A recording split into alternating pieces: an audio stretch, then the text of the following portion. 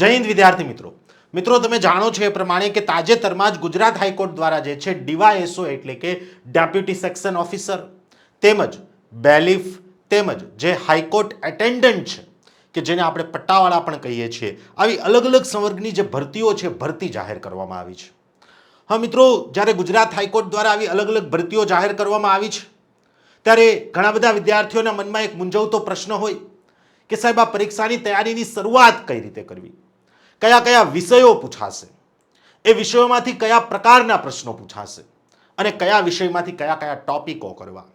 તો મિત્રો આના માટેનો બેસ્ટ રસ્તો એ છે કે સૌથી પહેલા તો આપણે જે અગાઉના વર્ષના પરીક્ષાના જે પ્રશ્નોપત્રો છે, અગાઉના વર્ષના પરીક્ષાના પ્રશ્નોપત્રોને જોઈ લઈએ, જેથી આપણને આઈડિયા આવે કે આપણને જે સિલેબસમાં આપ્યું છે સિલેબસમાંથી આપણને કયા કયા પ્રકારના પ્રશ્નો પૂછાય છે. તો મિત્રો ગુજરાત હાઈકોર્ટ દ્વારા વર્ષ 2021ની અંદર એક ડીવાયએસઓ એટલે કે ડેપ્યુટી સેક્શન ઓફિસર જે છે એની ભરતી જાહેર કરવામાં આવી હતી અને એના માટેનું જે પેપર લેવાયેલું છે એ પેપરનું સોલ્યુશન હું તમારા સમક્ષ રજૂ કરું છું. બીજી એક મહત્વપૂર્ણ વાત એ કરી દઉં મિત્રો, જો હું તમને અહીંયા કોઈ ખોટું અભિમાન નથી કરતો કે હું તમને કોઈ ખોટું ભરમાવતો નથી, પણ તમે અલગ અલગ ઘણી બધી જગ્યાએ એવું જોયું હશે કે ઘણા લોકો એવું કહે છે કે ભાઈ હવે હાઈકોર્ટ ડીવાયએસઓ પાસ કરો, ડીવાયએસઓ પાસ આઉટ વ્યક્તિ પાસે. આ ઉપરાંત એવું પણ કહેવામાં આવે છે કે જીપીએસસી પાસ કરો, જીપીએસસી મેન્સના અનુભવી પાસે, કે જીપીએસસી પાસ કરો, જીપીએસસીમાંથી પાસ થયેલ વ્યક્તિ પાસે. પણ એના માટેનું પ્રૂફ શું? બોલવા માટે તો કોઈ પણ વ્યક્તિ બોલી જાય, બરાબર છે. તો વર્ષ 2021ની અંદર જે ગુજરાત હાઈકોર્ટ ડીવાયએસઓની ભરતી જાહેર થઈ હતી એનું જે પરિણામ છે એ પરિણામ અહીંયા મેં તમારી સમક્ષ રજૂ કર્યું છે. એટલે કે મેં પોતે પણ આ એક્ઝામિનેશન્સ આપેલી છે અને મેં પોતે પણ આ એક્ઝામિનેશન્સ પાસ કરેલી છે. પ્રૂફ સાથે આપણે પહેલા આગળ વધીશું, જેથી તમને ક્યાંય અંદર એવું ન થાય કે સાહેબ તમે તો કોઈ એક્ઝામ આપેલી છે કે નહીં, તમને આ એક્ઝામનો અનુભવ છે કે નહીં, તમે એક્ઝામ પાસ કરેલી છે કે નહીં, તમે એમ જ અમને સલાહ આપવા આવી ગયા છો. નહીં, માત્ર બોલવું એવું નહીં, હું તમને સાથે પ્રૂફ પણ આપું છું. બાકી બોલવા ખાતર તો કોઈ પણ વ્યક્તિ બોલી દે કે ભાઈ હા મેં હાઈકોર્ટમાં નોકરી કરી હતી, કે ભાઈ મેં હાઈકોર્ટની એક્ઝામિનેશન્સ આપી હતી, કે ભાઈ હું હાઈકોર્ટની અંદર પાસ થયો હતો. નહીં, બરાબર છે. ચલો હવે હાઈકોર્ટ ડીવાયએસઓનું જે આપણું પેપર છે એને સોલ્વ કરીએ એ પહેલાં હું તમને એ પણ કહી દઉં કે આપણી એપ્લિકેશન પર આપણે હાઈકોર્ટ ડીવાયએસઓ, બેલીફ તેમજ હાઈકોર્ટ પટ્ટાવાળા આ ત્રણ કોર્સીસ આપણે આપણી એપ્લિકેશન પર લાવવાના છીએ. હાલની તકે આપણી એપ્લિકેશન પર આ કોર્સ નથી મુકાયેલો, પણ આવનારા 2-3 દિવસની અંદર આપણે આ ફૂલ કોર્સ મૂકી દેવાના છીએ. સાહેબ કઈ એપ્લિકેશન, કેવી રીતે મળશે, ક્યાંથી ડાઉનલોડ કરવી, શું નામ છે એપ્લિકેશનનું? તો યાદ રાખજો, સમગ્ર લેક્ચરની અંદર તમને નીચેની પટ્ટીની અંદર દેખાતું હશે કે પ્લે સ્ટોરમાંથી તમારે વિશાલ ખોડીફાળ એપ્લિકેશન ડાઉનલોડ કરવાની છે.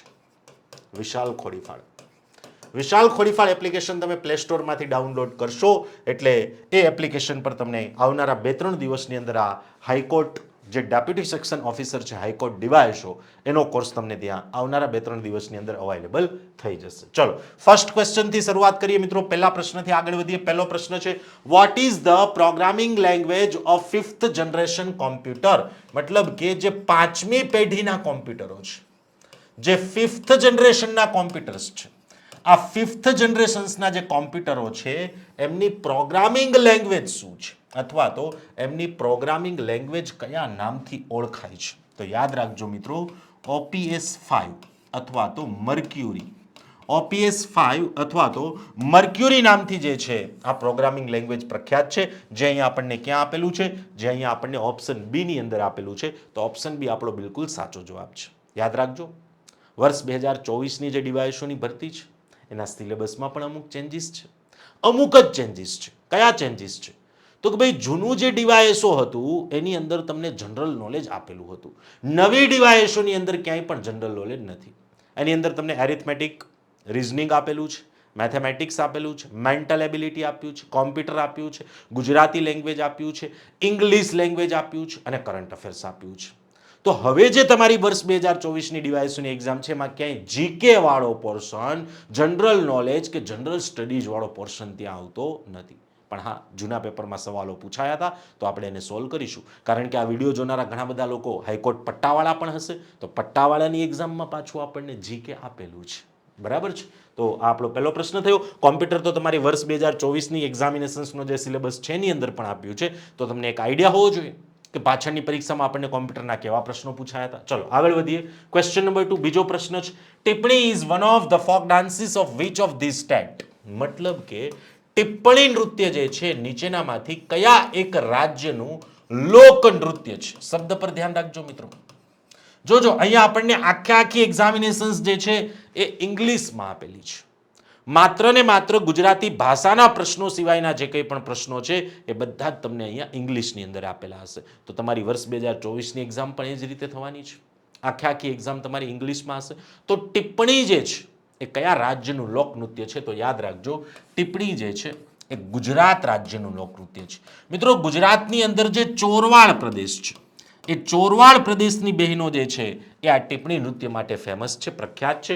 તો ક્વેશ્ચન નંબર 2, બીજો પ્રશ્ન જે છે એની અંદર ગુજરાત એ આપણો બિલકુલ સાચો જવાબ બને છે. ચલો ત્યાર પછી આગળ વધીએ. He demanded a through inquiry through in these sentence is, મતલબ કે અહીંયા આપણને આ એક ઇંગ્લિશનો પ્રશ્ન આપ્યો છે. એક વાક્ય આપ્યું છે મિત્રો. શું વાક્ય આપ્યું છે? તો કે ભાઈ હી demanded a through inquiry. He demanded a through inquiry. હવે જોજો આ શબ્દની અંદર જે આપણને અહીંયા થ્રુ આપેલું છે, આ થ્રુ જે છે એ કેવા પ્રકારનું જે છે શબ્દ છે? મતલબ કે એડવર્બ છે, વર્બ છે, નાઉન છે કે પછી એડજેક્ટિવ છે? મતલબ કે વિશેષણ છે, ક્રિયા વિશેષણ છે કે પછી નામ છે કે પછી સર્વનામ છે? તો યાદ રાખજો આ એક પ્રકારનું એડજેક્ટિવ છે. એડજેક્ટિવ એટલે કે ક્રિયા વિશેષણ છે. તો અહીંયા આપણને ઓપ્શન ડી જે આપ્યો છે, ઓપ્શન ડી આપણો બિલકુલ સાચો છે. આગળ વધીએ. Arrange the words given below as per order in the dictionary. મતલબ કે ડિક્શનરીમાં આપેલા ક્રમ પ્રમાણે આપણે આ શબ્દોને ગોઠવાના છે. ગુજરાતીમાં કહીએ તો ગુજરાતીની અંદર આપણને શું કહ્યું હોય છે? ગુજરાતીની અંદર કહ્યું હોય છે કક્કાવારીના ક્રમ પ્રમાણે ગોઠવો. કક્કાવારીના ક્રમ પ્રમાણે ગોઠવો. અંગ્રેજીની અંદર વાત કરીએ મિત્રો તો અંગ્રેજીની અંદર આપણને કહ્યું હોય છે આલ્ફાબેટિકલ ઓર્ડર પ્રમાણે ગોઠવો. કઈ રીતે ગોઠવવાના છે ભાઈ આપણે આ શબ્દોને? તો ભાઈ આલ્ફાબેટિકલ ઓર્ડર પ્રમાણે. Forge, forget, forgo, forgive, format. મતલબ કે જી સુધી આ વસ્તુ સેમ છે. હવે ફોરમેટ એમાં એમ આવે છે તો પેલા જી આવે કે એમ આવે? તો ભાઈ પેલા જી આવે. તો એક વસ્તુ ફાઇનલ છે કે આ એમ વાળો શબ્દ છે સૌથી છેલ્લે આવે. એમ વાળો શબ્દ કયા નંબર પર આપ્યો છે ભાઈ આપણને? તો ભાઈ એમ વાળો શબ્દ જે છે 5મા ક્રમાંક પર એટલે કે 5th રેન્ક ઉપર આપેલો છે. 5th રેન્ક આપણને માત્ર 2 જ ઓપ્શનમાં આપેલા છે, ઓપ્શન બી અને ઓપ્શન ડી. બરાબર છે. ચલો હવે ફોર્જ, ફરગેટ, ફરગો અને ફરગીવ એમાંથી સૌથી પહેલા શું આવે? આઈ, ઓ અને ઈ. સ્વાભાવિક છે કે આમાં સૌથી પહેલા ઈ આવશે. તો ઈ આપણને ક્યાં આપ્યો છે? ફરગેટમાં આપ્યો છે. મતલબ કે બીજો ક્રમાંક જે છે એ આપણો સૌથી પહેલા નંબર ઉપર આવશે, ફરગેટ. બરાબર. પણ એમાંય જો ફોર્જમાંય પાછો ઈ આપ્યો છે. હવે ફોર્જની પાછળ ઈ પાછળ કંઈ જ નથી. તો સૌથી પહેલા આપણો શબ્દ આવે મિત્રો ફોર્જ. ફોર્જ પછી આવશે ફરગેટ. તો ફોર્જ પહેલા ક્રમાંક ઉપર આપ્યું છે, ફરગેટ બીજા ક્રમાંક ઉપર આપ્યું છે. તો 1 અને 2 માત્ર ઓપ્શન બી ની અંદર છે. તો ઓપ્શન બી આપણો બિલકુલ સાચો જવાબ બની રહ્યો છે. એકદમ સિમ્પલ છે, માત્ર ને માત્ર એબીસીડી ના ક્રમ પ્રમાણે ગોઠવવાનું છે. જો ઓપ્શન બી સાચો જવાબ છે. ચલો આગળ વધીએ. ક્વેશ્ચન નંબર 5, 5મો પ્રશ્ન આપેલો છે મિત્રો આપણને અહીંયા કે જે આપણો એક રીઝનિંગનો પ્રશ્ન છે. શું કહ્યું છે ભાઈ? એક્સ અને વાય બંને ભાઈઓ છે. મતલબ કે આ બંને કેવા હશે? આ બંને મેલ હશે. X is the father of the Z. X જે છે એ ઝેડના પિતા છે. કોણ છે ભાઈ? ઝેડના પિતા છે. W is the only son of Y. W જે છે એ વાયનો એકમાત્ર પુત્ર છે. એકમાત્ર પુત્ર. બરાબર છે. એન્ડ વાય જે છે એના લગ્ન કોની સાથે થયા છે? પાછા વાયના લગ્ન જે છે યુ સાથે થયા છે. સ્વાભાવિક છે કે વાય મેલ છે તો યુ કેવું હશે? ફિમેલ હશે. So how is you related to Z. You જે છે એનો ઝેડ સાથેનો સંબંધ શું થશે? હવે જો શું કીધું કે ઝેડ જે છે એ એક્સ નો ચાઇલ્ડ છે, મતલબ કે એનું બાળક છે. હવે આ એક્સ નું બાળક છે અને આ પાછા બંને શું છે? આ બંને પાછા ભાઈઓ છે. આ બંને ભાઈઓ હોય તો આ આને શું થશે? તો ભાઈ આ જે છે એમને ભાભી થશે. એ શું થશે? એને ભાભી થશે. તો આ જે યુ છે એ યુ નો ઝેડ સાથેનો સંબંધ શોધવાનો છે. જોજો શબ્દ પર ધ્યાન રાખજો. યુ નો કોની સાથેનો સંબંધ શોધવાનો છે ભાઈ? યુ નો ઝેડ સાથેનો સંબંધ શોધવાનો છે. હવે આ એના ભાઈની પત્ની થઈ, યુ જે છે શું થઈ, એ એમના ભાઈની પત્ની થઈ, અને અહીંયા જે છે ઝેડ, તો એના પિતાના ભાઈની માતા થઈ, એના પિતાના ભાઈની માતા થઈ. તો અહીંયા આપણો જે જવાબ છે, જવાબ શું આવશે? અહીંયા આપણો જવાબ આવશે sister in law. Sister in law ક્યાં આપ્યું છે આપણને? ઓપ્શન ડી ની અંદર આપ્યું છે. તો પાંચમા પ્રશ્નની અંદર ઓપ્શન ડી આપણો બિલકુલ સાચો જવાબ છે. ચલો આગળ વધીએ મિત્રો. ક્વેશ્ચન નંબર 6, છઠ્ઠો પ્રશ્ન છે. The shortcut key Ctrl+W is used for, પછી અહીંયા આપણને બ્લેન્ક આપેલી છે, ખાલી જગ્યા આપી છે. Ctrl+W નામની શોર્ટકટ કી જે છે કમ્પ્યુટરની અંદર ક્યાં ઉપયોગમાં લેવાય છે? તો યાદ રાખજો, Ctrl+W નામની શોર્ટકટ કી જે છે કોઈ પણ ફોલ્ડર, કોઈ પણ ફાઇલ કે કોઈ પણ પ્રોગ્રામ એને ક્લોઝ કરવા માટે ઉપયોગમાં લેવાય છે. શેના માટે ઉપયોગમાં લેવાય છે? એને ક્લોઝ કરવા માટે. તો છઠ્ઠા પ્રશ્નની અંદર ક્લોઝ ધ ફાઇલ જે આપણને ક્યાં આપેલું છે? ઓપ્શન એ ની અંદર આપેલું છે. ચલો આગળ વધીએ મિત્રો. યસ, એક અહીંયા આપણી નાનકડી એવી મિસ્ટેક છે. ક્વેશ્ચન નંબર 5 જે છે એમાં થોડું કન્ફ્યુઝન છે. ક્વેશ્ચન નંબર 5 ને આપણે ફરીથી સોલ્વ કરીએ. અગાઉ જે સોલ્વ કર્યો તો એને તમારે ઇગ્નોર કરવાનો છે. X and Y are brothers, મતલબ કે એક્સ અને વાય શું છે? આ બંને ભાઈઓ છે. X and Y are brothers. X is the father of the Z. X જે છે એ ઝેડના પિતા છે. એક્સ કોણ છે? ઝેડના પિતા છે. W is the only son of Y. W જે છે એ વાયનો એકમાત્ર પુત્ર છે. W is the only son of Y and is married to U. W જે છે એમના લગ્ન U સાથે થયા છે. યસ, Y ના લગ્ન U સાથે નથી થયા. W જે છે એના લગ્ન ક્યાં થયા છે? U સાથે થયા છે. So how U is related to Z. હવે જો એક વસ્તુ સ્પષ્ટ છે કે X અને Y ભાઈ હોય, Z એ X નો પુત્ર હોય, W એ Y નો પુત્ર હોય, તો આ બંને શું થશે? આ બંને તો કઝિન થશે ને.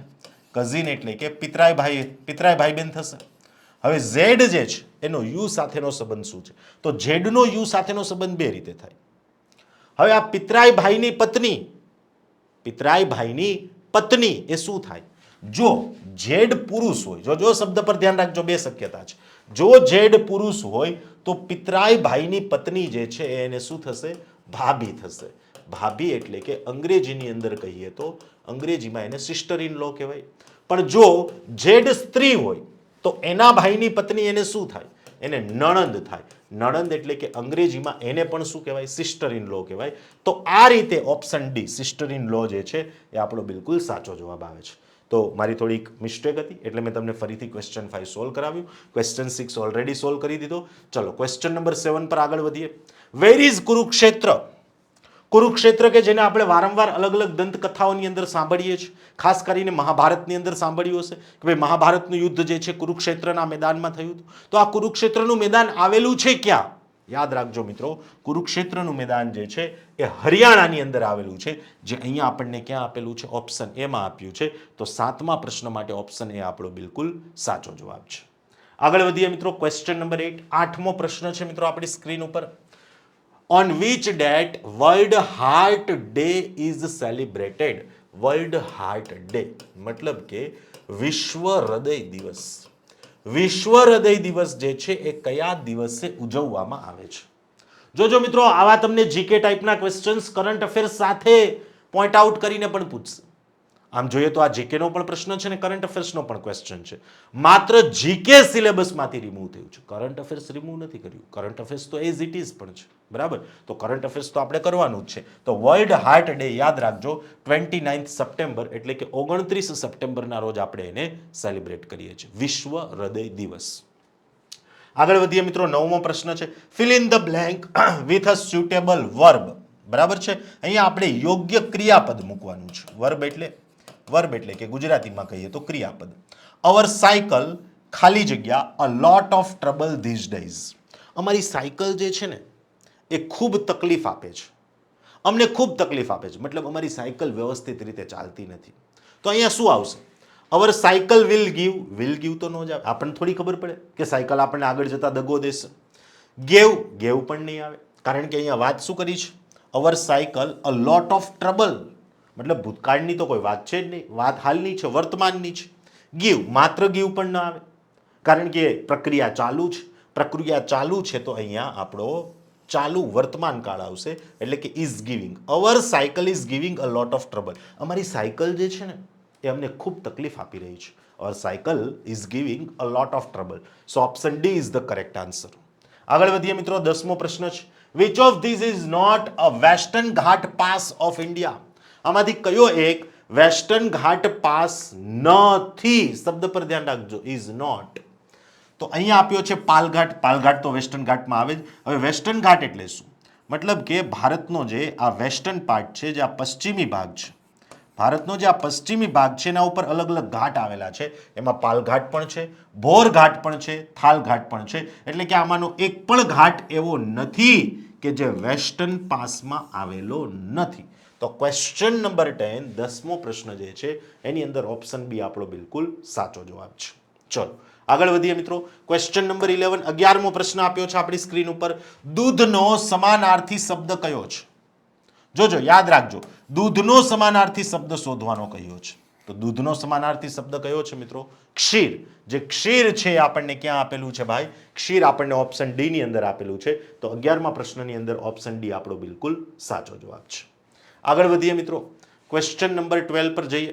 12મો પ્રશ્ન છે, ગુજરાતી વ્યાકરણની દ્રષ્ટિએ શુદ્ધ વાક્ય અથવા તો એક શબ્દ સમૂહ પસંદ કરો.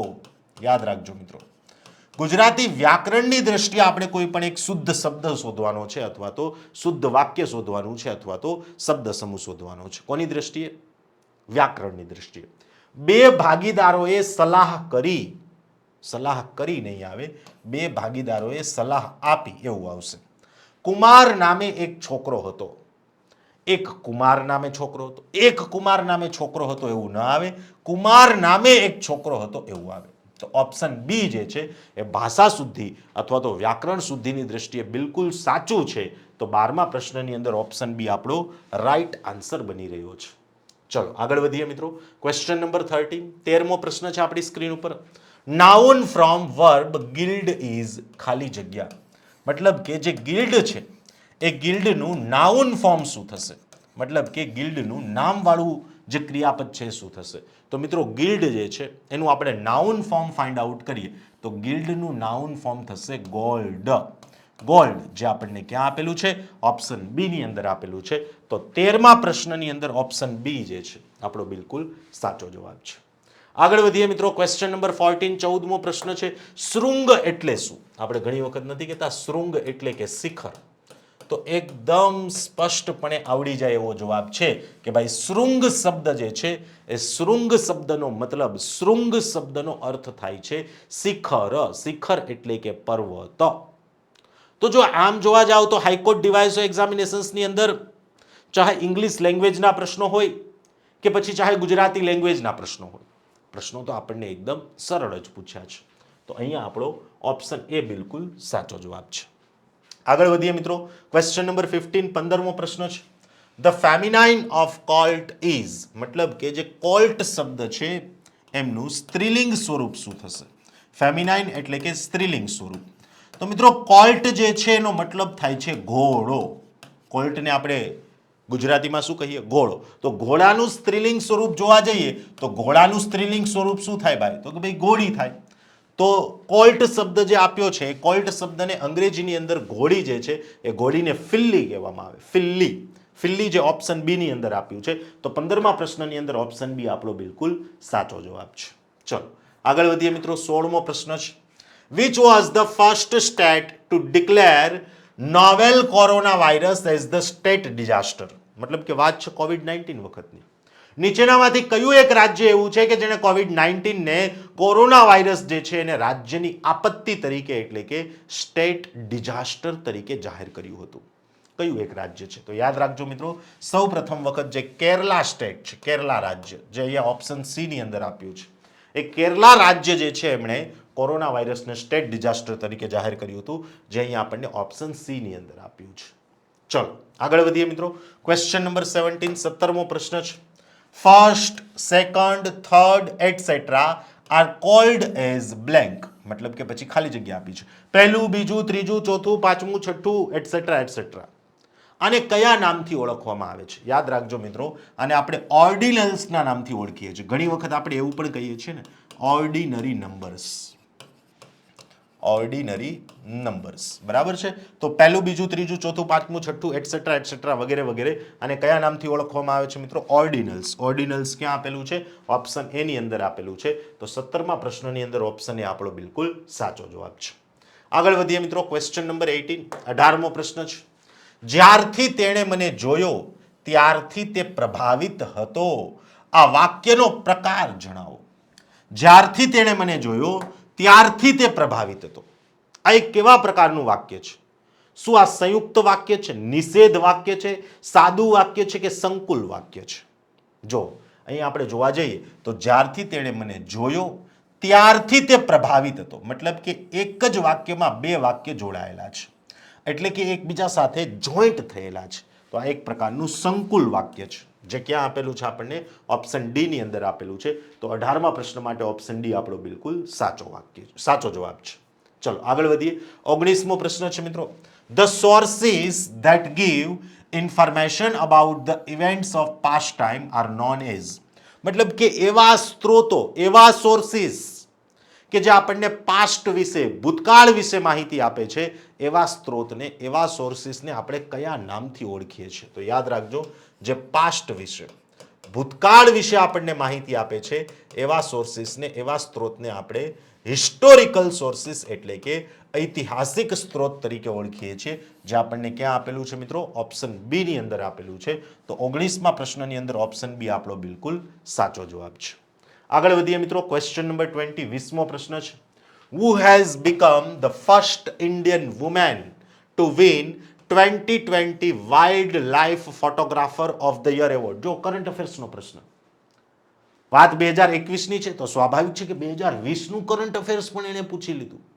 તો વર્ષ 2024ની અંદર હાઈકોર્ટ ડિવાઇએસઓની તૈયારી કરનારા વિદ્યાર્થીઓ છે, એને એક વસ્તુ ખાસ ધ્યાનમાં રાખવાની કે ભાઈ આપણે કરંટ અફેર્સ છેલ્લા એક વર્ષનું કરવું પડશે. ગમે ત્યાંથી પ્રશ્ન પૂછી શકે. તો 2020નો વાઇલ્ડલાઇફ ફોટોગ્રાફર એવોર્ડ જે છે એ કોણે જીત્યો હતો? હવે આ તો એ જે તે સમયના કરંટ અફેર્સની વાત છે, પણ આપણે પ્રશ્ન સોલ્વ કરી રહ્યા છે, પેપર સોલ્વ કરી રહ્યા છે, એટલે મેં તમને એ પણ બતાવ્યું કે ભાઈ આ પ્રકારના એવોર્ડના કરંટ અફેર્સના પ્રશ્નો પણ પૂછાય છે. અહીંયા જવાબ આવશે ઐશ્વર્યા શ્રીધર. ચલો, પણ આપણે એને યાદ રાખવાની જરૂરિયાત નથી, કારણ કે આ વર્ષ 2020નું કરંટ અફેર્સ આપણા માટે ભૂતકાળ થઈ ગયું, હિસ્ટ્રી થઈ ગઈ. ચલો 21મો પ્રશ્ન. Which of these country was the winner of the World Cup cricket in the year 2011 એટલે કે 2011? હવે આનો જવાબ કોને ન આવડતો હોય ભાઈ? વર્ષ 2011 ની અંદર જે ક્રિકેટનો વર્લ્ડ કપ છે કોણે જીત્યો હતો? તો ભાઈ 2011નો ક્રિકેટ વર્લ્ડ કપ કોને ન ખબર હોય? થાલા, માહીભાઈ, ધોનીભાઈ, બરાબર છે. ઇન્ડિયન ક્રિકેટ ટીમ જે છે એણે વર્ષ 2011નો વર્લ્ડ કપ જીત્યો હતો. ચલો આગળ વધીએ મિત્રો. 22મો પ્રશ્ન છે. A failure or flaw in the computer is known as. ઘણી વખત આપણે કહીએ ને કોમ્પ્યુટર ચોંટી ગયું, હાલતું જ નથી, વિડીયો જ નથી ઉપડતા, તો એને કહેવાય ફેલ્યોર ઓફ ધ કોમ્પ્યુટર. તો કોમ્પ્યુટરમાં કોઈ સોફ્ટવેરની અંદર કંઈ પણ ફેલ્યોર થાય, કોઈ સોફ્ટવેર ક્રેશ થાય, કોઈ પણ ફોલ્ડર ક્રેશ થાય, કોઈ પણ આપણી જે કામની ચીજ વસ્તુ છે ક્રેશ થાય, તો એને આપણે બગ કહીએ છીએ. શું કહીએ છીએ? બગ. કે ભાઈ કોમ્પ્યુટરની અંદર એક પ્રકારનો બગ છે. આ બગ આપણને ક્યાં આપેલું છે? ઓપ્શન એ ની અંદર આપેલું છે. તો 22મા પ્રશ્નની અંદર ઓપ્શન એ આપણો બિલકુલ સાચો જવાબ છે. ચલો આગળ વધીએ મિત્રો. ક્વેશ્ચન નંબર 23, 23મો પ્રશ્ન છે. A series is given with one term missing. Choose the correct alternative from the given options that will complete the series. મતલબ કે અહીંયા આપણને એક શ્રેણી આપેલી છે, અહીંયા આપણને એક સિરીઝ આપેલી છે, એની અંદર અમુક મિસિંગ વર્ડ્સ છે. આ શ્રેણીને આપણે પૂરી કરવાની છે. જો સી પછી ડી આવ્યો, ડી પછી એ આવ્યો, મતલબ કે ABCD ના ક્રમમાં છે, ABCDE. તો હવે શું આવે? એફ આવે. એ પછી બી આવ્યો, બી પછી સી આવ્યો, સી પછી ડી આવે, તો એફ પછી ડી આવે. ટી પછી યુ, યુ પછી વી, વી પછી આવે ડબલ્યુ. તો FDW ક્યાં આપ્યું છે ભાઈ? ઓપ્શન ડી ની અંદર આપ્યું છે. તો 23મા પ્રશ્નની અંદર ઓપ્શન ડી આપણો બિલકુલ સાચો જવાબ છે. ચલો આગળ વધીએ. ક્વેશ્ચન નંબર 24, 24મો પ્રશ્ન છે મિત્રો આપણી સ્ક્રીન ઉપર. 24મો પ્રશ્ન શું કહે છે? આપેલા વિકલ્પોમાંથી કયો શબ્દ છે એ કર્મધારય સમાસ છે? અહીં આપણને અલગ અલગ ઓપ્શન આપ્યા છે. આમાંથી કયો એક ઓપ્શન એ કર્મધારય સમાસનું ઉદાહરણ છે? પૃથ્વી, પૃથ્વી કર્મ ધારણનું ઉદાહરણ નથી. મનહર, મનને હરી લેનારું આ પણ ના આવે. પિતાંબર, જેણે પિતૃરૂપી વસ્ત્રો ધારણ કર્યા છે. જો સમાસ કર્મધાર્ય, બરાબર છે, યાદ રાખવું એકદમ ઈઝી છે. જે કર્મને ધારણ કરે, કર્મધાર્ય, બરાબર. જો કે કર્મને ધારણ કરે એવો એક્ઝેક્ટ એનો મિનિંગ ન થાય, પણ હું તમને યાદ રાખવાની એક શોર્ટ ટ્રીક આપું છું. પિતૃરૂપી વસ્ત્રોને ધારણ કરનાર, પિતાંબર ધારણ કરનાર, પીળા વસ્ત્રોને ધારણ કરનાર, એને કહેવાય છે પિતાંબર. તો પિતાંબર જે છે એક પ્રકારનો કર્મધારી સમાસ છે. તો 24મા પ્રશ્નની અંદર ઓપ્શન સી આપણો બિલકુલ સાચો જવાબ છે. ચલો આગળ વધીએ મિત્રો. ક્વેશ્ચન નંબર 25, 25મો પ્રશ્ન છે. Storage which stores or retains the data after power off is called. મતલબ કે જે આપણું કોમ્પ્યુટર હોય ને, જે આપણું પીસી હોય, લેપટોપ હોય, એમાં આપણે પાવર ઓફ કરી દઈએ, કોમ્પ્યુટર કે લેપટોપને બંધ કરી દઈએ, તેમ છતાંય આપણો ડેટા જો સચવાયેલો રહે, આપણી મેમરી જો સચવાયેલી રહે, તો એ મેમરી અથવા તો એ ડેટા એને આપણે કયા નામથી ઓળખીએ છીએ? તો યાદ રાખજો, પાવર ઓફ કર્યા પછી પણ જો આપણો ડેટા સચવાયેલો રહે તો એને આપણે નોન વોલેટાઇલ સ્ટોરેજના નામથી ઓળખીએ છીએ. કયા નામથી ઓળખીએ છીએ ભાઈ? Non volatile storage. જે ક્યાં આપ્યું છે આપણને? ઓપ્શન ડી ની અંદર આપ્યું છે. તો 25મા પ્રશ્ન માટે ઓપ્શન ડી આપણો બિલકુલ સાચો જવાબ છે. ચલો આગળ વધીએ મિત્રો. ક્વેશ્ચન નંબર 26, 26મો પ્રશ્ન છે. In computer data measurement units 2 nibble is equal two. મતલબ કે કોમ્પ્યુટરની અંદર જે ડેટા મેઝરમેન્ટ યુનિટ છે એમાં 2 નિબલ બરાબર કેટલા થાય? 2 નિબલ એટલે કેટલા? તો યાદ રાખજો મિત્રો, 2 નિબલ, 2 નિબલ જે છે એ 2 નિબલનો અર્થ 1 બાઇટ થાય છે. જ્યારે 2 નિબલ થાય ત્યારે 1 બાઇટ થતી હોય. તો 1 બાઇટ ક્યાં આપ્યું છે? ઓપ્શન એ ની અંદર આપ્યું છે. તો 26મા પ્રશ્નની અંદર ઓપ્શન એ આપણો બિલકુલ સાચો જવાબ છે. ચલો આગળ વધીએ મિત્રો. ક્વેશ્ચન નંબર 27, 27મો પ્રશ્ન છે. Puskas award is associated with the game of. મતલબ કે જે પુસ્કસ એવોર્ડ છે એ પુસ્કસ એવોર્ડ નીચેનામાંથી કઈ એક રમત સાથે, પુસ્કસ એવોર્ડ નીચેનામાંથી કઈ એક ગેમ સાથે સંકળાયેલો છે? તો યાદ રાખજો મિત્રો, પુસ્કસ એવોર્ડ જે છે એ ફિફા એટલે કે ફૂટબોલ સાથે સંકળાયેલો એક એવોર્ડ છે. તો જો અહીંયા તમને સ્પોર્ટ્સના ક્વેશ્ચન પણ પૂછી લીધા જીકેની અંદરથી, અને એમાં ખાસ જે હાઈકોર્ટ પટ્ટાવાળાની તૈયારી કરતા વિદ્યાર્થીઓ છે એને તો અલગથી ક્લિયરલી લખીને આપ્યું જ છે કે ભાઈ અમે તમને રમત ગમત એટલે કે સ્પોર્ટ્સના ક્વેશ્ચન પૂછીશું જ. તો ખાસ આ આપણે કરવું પડશે કે ભાઈ કઈ રમત સાથે કયા એક સર્વશ્રેષ્ઠ ખેલાડી જોડાયેલા છે, કઈ રમત સાથે કયું મેદાન જોડાયેલું છે, કયા રમત સાથે કયા પ્રકારના અલગ અલગ કપ જોડાયેલા છે, છેલ્લે જે કપ આયોજિત થયો એની અંદર કયો દેશ જીત્યો હતો, કઈ ટીમ જીતી હતી, કયો ખેલાડી જીત્યો હતો, કયા ખેલાડીને મેડલ મળ્યું હતું. આવો બધો ડેટા આપણે યાદ રાખવો પડશે. ચલો આગળ વધીએ.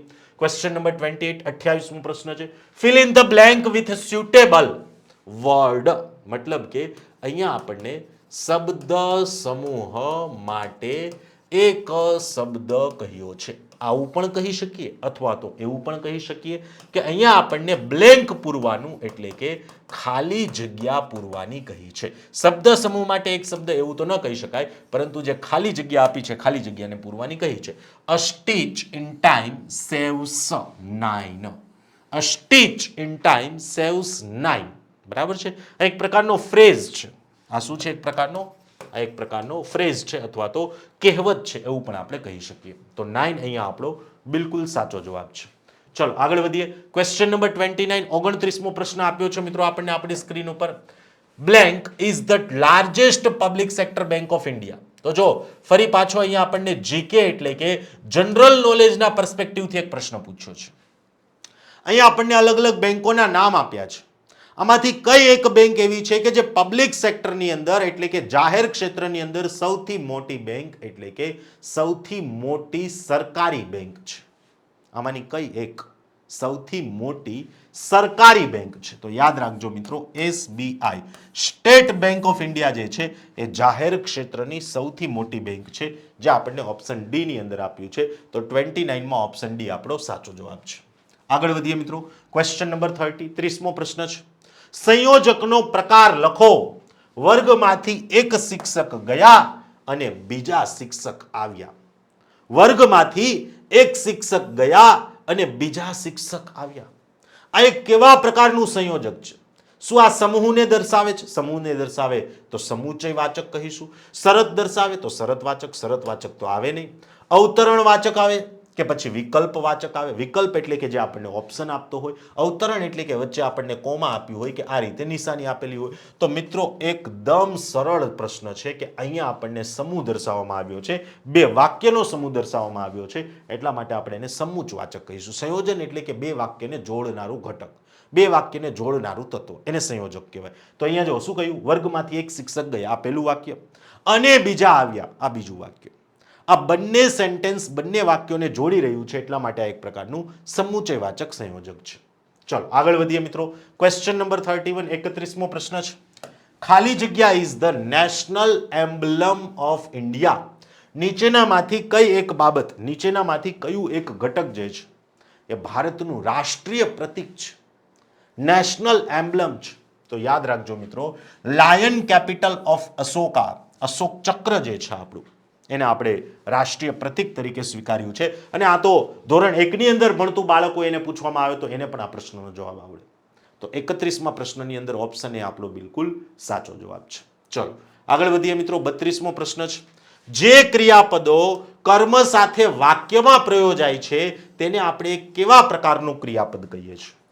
એવા ક્રિયાપદો કે જેનો કર્મ સાથે વાક્યમાં ઉપયોગ થતો હોય, એ પ્રકારના ક્રિયાપદોને કયા નામથી ઓળખવામાં આવે છે?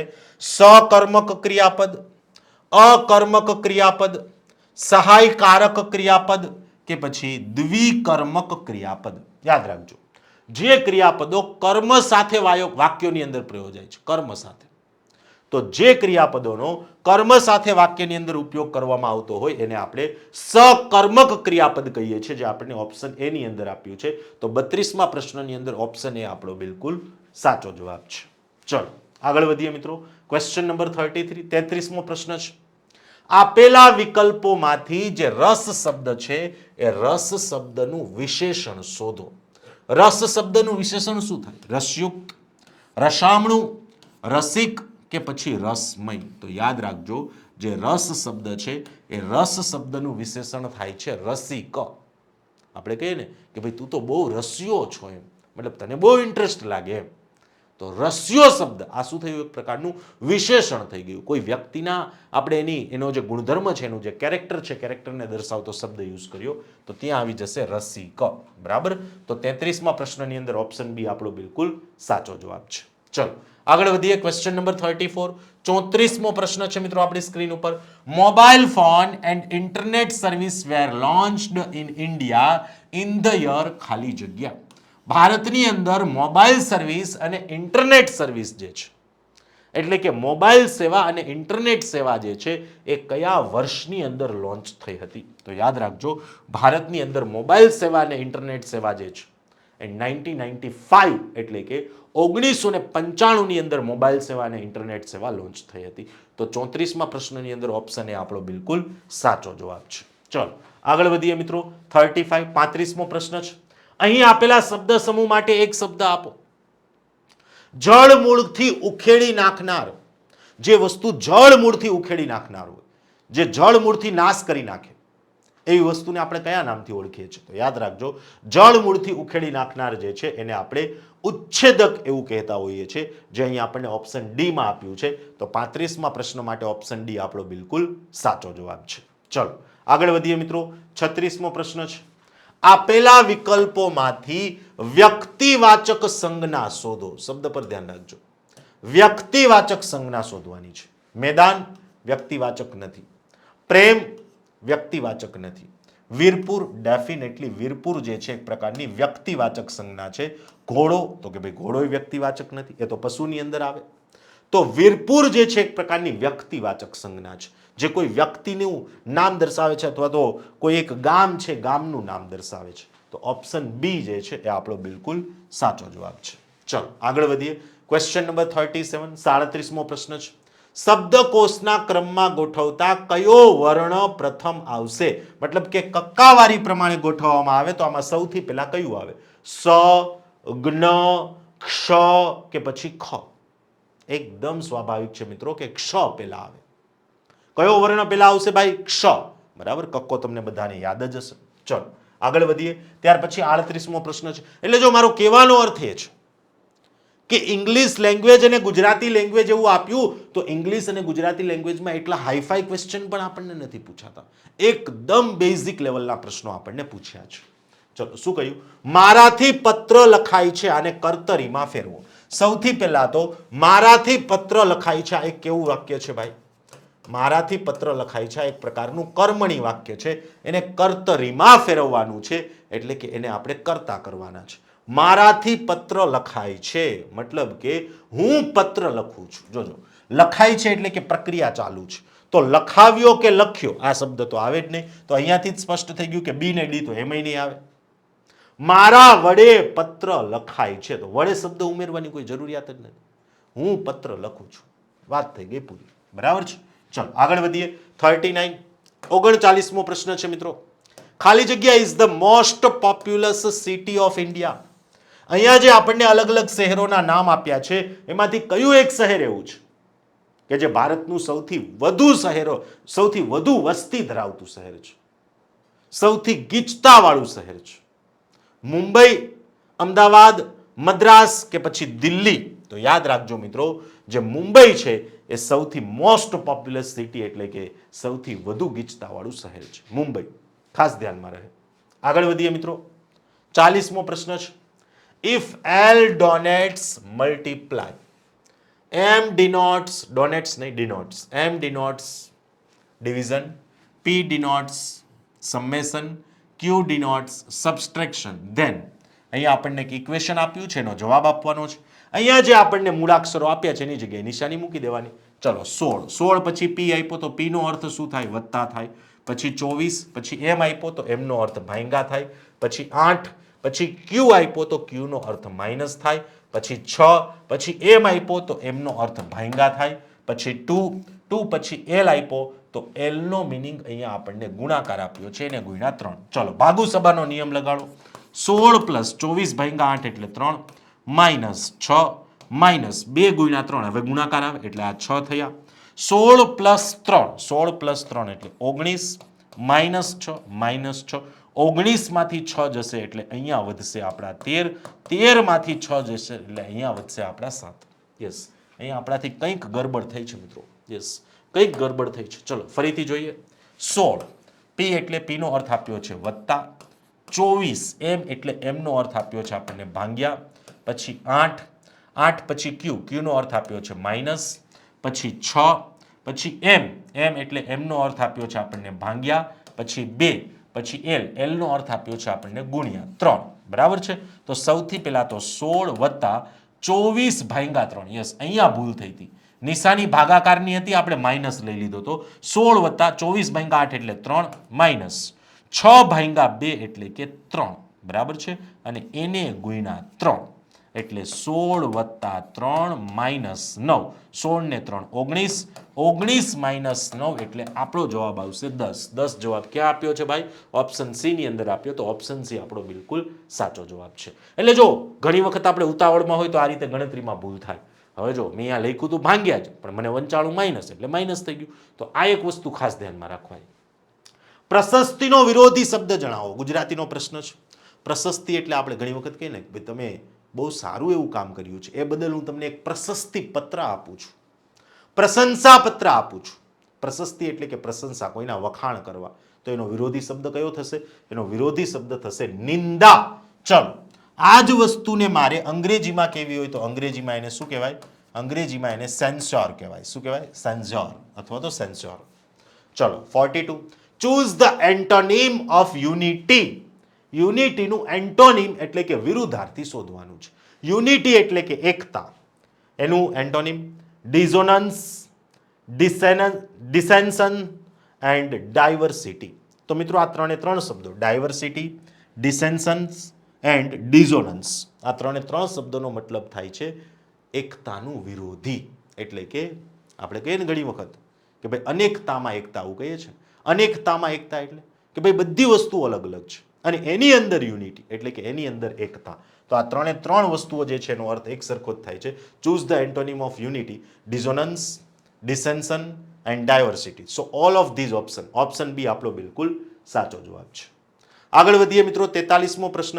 The book golden threshold was written by, મતલબ કે જે આ ગોલ્ડન થ્રેશોલ્ડ નામની બુક છે કોના દ્વારા લખવામાં આવી હતી? તો યાદ રાખજો, ગોલ્ડન થ્રેશોલ્ડ નામની બુક જે છે સરોજિની નાયડુએ લખી હતી. કોણે લખી હતી? સરોજિની નાયડુ, જે આપણને ઓપ્શન સી ની અંદર આપ્યું છે. તો 43 ની અંદર ઓપ્શન સી સાચો જવાબ છે. તો આ રીતને તમને પટ્ટાવાળાની અંદર જે છે જીકેના આવા અલગ અલગ પ્રશ્નો પૂછાશે. કારણ કે મેં કીધું એમ ડીવાયએસઓમાં તો આ વર્ષે જીકે જ આપણે કાઢી નાખ્યું છે. 44મો પ્રશ્ન, ખાલી જગ્યા is known as the father of the modern computer. Modern કોમ્પ્યુટરના ફાધર એટલે કે ગુજરાતીની અંદર કહીએ તો ગુજરાતીમાં આપણે એને આવું કહીશું કે આધુનિક કોમ્પ્યુટરના પિતા તરીકે કોણ ઓળખાય છે? યાદ રાખજો, father of the modern computer. તો કે ભાઈ આધુનિક કોમ્પ્યુટરના પિતા તરીકે ચાર્લ્સ બેબેજ ઓળખાય છે. કોણ ભાઈ? Charles Babbage. જે ક્યાં આપ્યું? ઓપ્શન ડી ની અંદર આપ્યું. તો 44મા પ્રશ્નની અંદર ઓપ્શન ડી આપણો બિલકુલ સાચો જવાબ છે. આગળ વધીએ મિત્રો, ક્વેશ્ચન નંબર 45, 45મો પ્રશ્ન છે. Choose the misspelled word from the option given. અહીંયાથી આપણે ખોટી રીતે જે સ્પેલિંગ કરાયેલો શબ્દ છે શોધવાનો છે. કન્સીવ, કન્સીવનો સ્પેલિંગ આપણને બિલકુલ સાચો આપ્યો છે. કન્સીવ આ રીતે જ લખાય. બિલીવ, બિલીવ એટલે કે માનવું, બિલીવ પણ આ જ રીતે લખાય, એ પણ સાચું છે. રિસીવ, રિસીવ એટલે કે સ્વીકારવું, તો આ પણ બિલકુલ સાચો સ્પેલિંગ છે. પણ બિરીવ, બિરીવ નામનો જે સ્પેલિંગ છે બિલકુલ ખોટો છે. તો 45મા પ્રશ્નની અંદર ઓપ્શન બી આપણો બિલકુલ સાચો જવાબ છે. આગળ વધીએ મિત્રો, 46મો પ્રશ્ન છે. The journey of Olympics started in the year ખાલી જગ્યા એટ એથેન્સ ઇન ગ્રીસ. મતલબ કે જે ગ્રીસનું એથેન્સ છે એ ગ્રીસના એથેન્સ ખાતે ઓલિમ્પિક્સની શરૂઆત થઈ હતી. પણ ગ્રીસના એથેન્સ ખાતે ઓલિમ્પિકની શરૂઆત કયા વર્ષની અંદર થઈ હતી? તો યાદ રાખજો મિત્રો, ગ્રીસના એથેન્સ ખાતે 1896 ની અંદર ઓલિમ્પિક્સની શરૂઆત થઈ હતી. તો આને આપણે એક પ્રકારે જીકેનો પણ પ્રશ્ન કહી શકીએ અને એક રીતે સ્પોર્ટ્સ એટલે કે ખેલકૂદ એટલે કે રમતગમતનો પણ પ્રશ્ન કહી શકીએ. ચલો, 47મો પ્રશ્ન છે મિત્રો. ખાલી જગ્યા was instituted to honour eminent coaches who have successfully trained sports person or teams and enabled them to achieve outstanding result in international competitions. આંતરરાષ્ટ્રીય સ્તરે ખેલકૂદની બાબતમાં, રમતગમતની બાબતમાં જે લોકોએ કોચ તરીકે પોતાનું અમૂલ્ય યોગદાન આપ્યું હોય, ગુરુ તરીકે પોતાનું અમૂલ્ય યોગદાન આપ્યું હોય, એને ભારતમાં કયો એવોર્ડ આપવામાં આવે છે?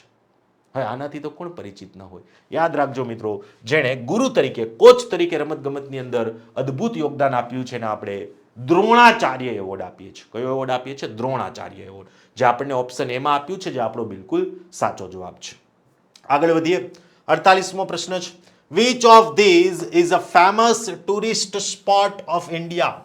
આમાંનું કયું એક એ ભારતનું ખ્યાત નામ ટુરિસ્ટ સ્પોટ છે, ફરવાલાયક સ્થળ છે?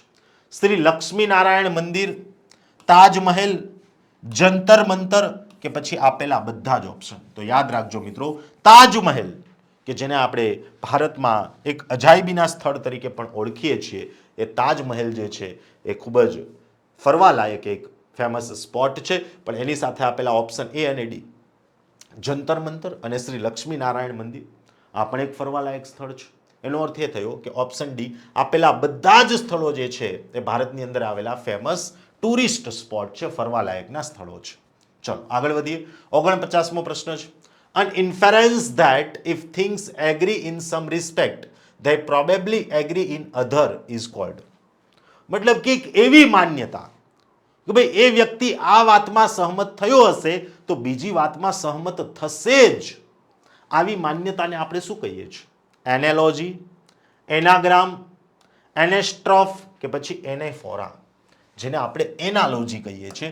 એનાલોજી એટલે કે એને ગુજરાતીની અંદર સમસંબંધના નામે ઓળખવામાં આવે છે. અને મિત્રો તમે બધા જાણો છો કે સમસંબંધ જે છે એ રીઝનિંગ એટલે કે તર્ક શક્તિનો એક ટોપિક પણ છે, જેમાં આપણે લોજિક લગાવીએ છીએ. ભાઈ અહીંયા આવું થયું તો અહીંયા આવું થશે, બરાબર છે? તો એને કહીશું આપણે લોજિકલ રીઝનિંગ. ચલો, ક્વેશ્ચન 50. તળપદા શબ્દનું શિષ્ટ રૂપ આપો. અહીંયા આપણને એક તળપદો શબ્દ આપ્યો છે, પ્રીછવું. આ જે પ્રીછવું તળપદો શબ્દ આપ્યો છે એનું શિષ્ટ રૂપ એટલે કે યોગ્ય રૂપ શું થાય? એનું યોગ્ય રૂપ થાય છે ઓળખવું. પ્રીછવું એટલે કે ઓળખવું. આપણે કહીએ ને કે ભાઈ તું એને પ્રીછે છે, મતલબ તું એને ઓળખે છે? તો પૃચ્છવું એટલે કે ઓળખવું. તો આ થઈ ગયો મિત્રો આપણો ક્વેશ્ચન નંબર 50. ચલો મિત્રો, ત્યાર પછી આગળ વધીએ તો ત્યાર પછી આવે છે ક્વેશ્ચન નંબર 51 એટલે કે 51મો પ્રશ્ન. શું કહ્યું છે? The most popular mobile operating system is, મતલબ કે આપણે જે કંઈ પણ અલગ અલગ પ્રકારના મોબાઈલ યુઝ કરતા હોઈએ છીએ, જે મોબાઈલ વાપરતા હોઈએ છીએ, એ મોબાઈલમાંથી જે મોસ્ટ ફેમસ અને મોસ્ટ કોમનલી યુઝડ જે મોબાઈલ ઓપરેટિંગ સિસ્ટમ છે કઈ છે? હવે મોબાઈલની અંદર પણ ઘણી બધી ઓપરેટિંગ સિસ્ટમ હોઈ શકે. એપલની iOS પણ હોઈ શકે, એન્ડ્રોઈડ પણ હોઈ શકે, લિનક્સ પણ હોઈ શકે, કે અન્ય કોઈ પણ ઓપરેટિંગ સિસ્ટમ, વિન્ડોઝ પણ હોઈ શકે. તો મિત્રો મોટા ભાગે જે આપણે ઓપરેટિંગ સિસ્ટમનો ઉપયોગ કરીએ છીએ એ એન્ડ્રોઈડ ઓપરેટિંગ સિસ્ટમ હોય છે. આમાંથી પણ જે પ્રેક્ષકગણ મિત્રો આ વિડીયો જોઈ રહ્યા છે એમાંથી મોટા ભાગના વિદ્યાર્થીઓ પાસે એન્ડ્રોઈડ ફોન હશે. તો મોસ્ટ કોમનલી ઉપયોગમાં આવતી જે ઓપરેટિંગ સિસ્ટમ છે કઈ છે? એ એન્ડ્રોઈડ છે, જે ઓપ્શન એ ની અંદર આપી છે. તો ઓપ્શન એ આપણો બિલકુલ સાચો જવાબ છે. ચલો આગળ વધીએ મિત્રો. ક્વેશ્ચન નંબર 52, 52મો પ્રશ્ન છે. The wall is the નિકનેમ of which of this player? The wall ભારતીય ક્રિકેટની અંદર કયા ખેલાડીને આપણે આ એક ઉપનામ આપેલું છે? The wall. મિત્રો આને તો કોણ ન જાણતા હોય? રાહુલ દ્રવિડ સાહેબ. એવું કહેવાય છે કે ટેસ્ટ ક્રિકેટની અંદર બધી જ વિકેટો ખડી જાય, પણ રાહુલ દ્રવિડની વિકેટ લેવી એ ખૂબ જ અઘરું કામ છે. તો લાંબા સમય સુધી ટેસ્ટ ક્રિકેટની અંદર ટકી રહેવાને કારણે આપણે એને ધ વોલ એટલે કે ભારતીય ક્રિકેટ જગતની દિવાલ આવું આપણે એને ઉપનામ આપ્યું છે. તો ધ વોલ જે નિકનેમ છે એ કોના માટેનું છે? રાહુલ દ્રવિડ માટેનું છે, જે અહીંયા આપણને ઓપ્શન ડી ની અંદર આપ્યું છે. તો 52મા પ્રશ્નની અંદર ઓપ્શન ડી આપણો બિલકુલ સાચો જવાબ છે. ચલો આગળ વધીએ મિત્રો. ક્વેશ્ચન નંબર 53, 53મો પ્રશ્ન છે. નેશનલ ઇન્ફોર્મેટિક્સ સેન્ટર એટલે કે ગુજરાતીમાં કહીએ તો ગુજરાતીમાં આપણે એને રાષ્ટ્રીય માહિતી કેન્દ્ર એવું કહી શકીએ. રાષ્ટ્રીય માહિતી કેન્દ્ર એટલે કે નેશનલ ઇન્ફોર્મેટિક્સ સેન્ટર જે છે એની સ્થાપના કયા વર્ષમાં થઈ હતી?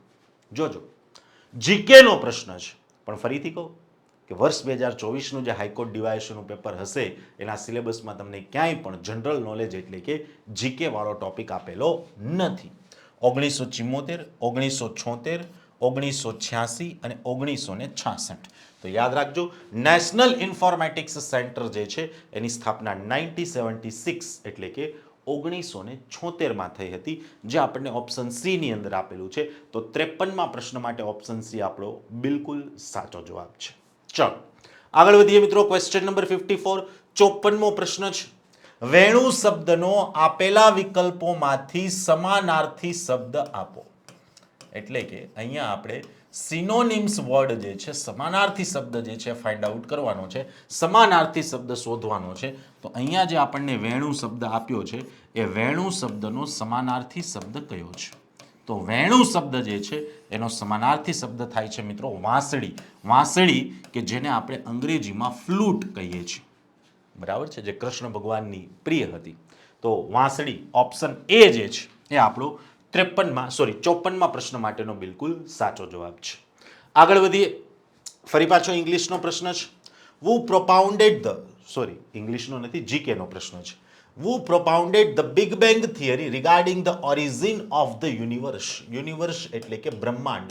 બ્રહ્માંડના ઉદ્ભવના સંદર્ભમાં જે બિગ બેંગ થિયરી છે એ બિગ બેંગ થિયરી કોના દ્વારા આપવામાં આવી હતી? તો યાદ રાખજો મિત્રો, જે બિગ બેંગ થિયરી છે એ જ્યોર્જ લિમેટ્રે જે છે એમણે આ બ્રહ્માંડના ઉત્પત્તિના સંદર્ભમાં બિગ બેંગનો સિદ્ધાંત આપ્યો હતો. કદાચ તમે ધોરણ 8 કે 9 ની અંદર આ બિગ બેંગનો સિદ્ધાંત ભણી ચૂક્યા છો. આગળ વધીએ મિત્રો. જે 56મો પ્રશ્ન છે. The port of Visakhapatnam is on blank એટલે કે ખાલી જગ્યા આપી છે. જે વિશાખાપટ્ટનમ બંદર છે, ખૂબ જ ફેમસ બંદર છે વિશાખાપટ્ટનમ, અને એમાં એ દક્ષિણ ભારત માટેનું ખૂબ જ મહત્વપૂર્ણ બંદર છે.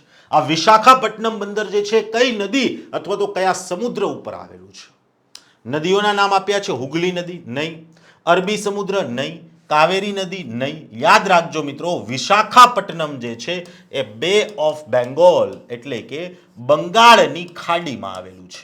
ક્યાં આવેલું છે ભાઈ? બંગાળની ખાડીમાં. જે આપણને ક્યાં આપ્યું? ઓપ્શન ડી ની અંદર આપ્યું. એટલે 56મા પ્રશ્નની અંદર ઓપ્શન ડી આપણો બિલકુલ સાચો જવાબ છે.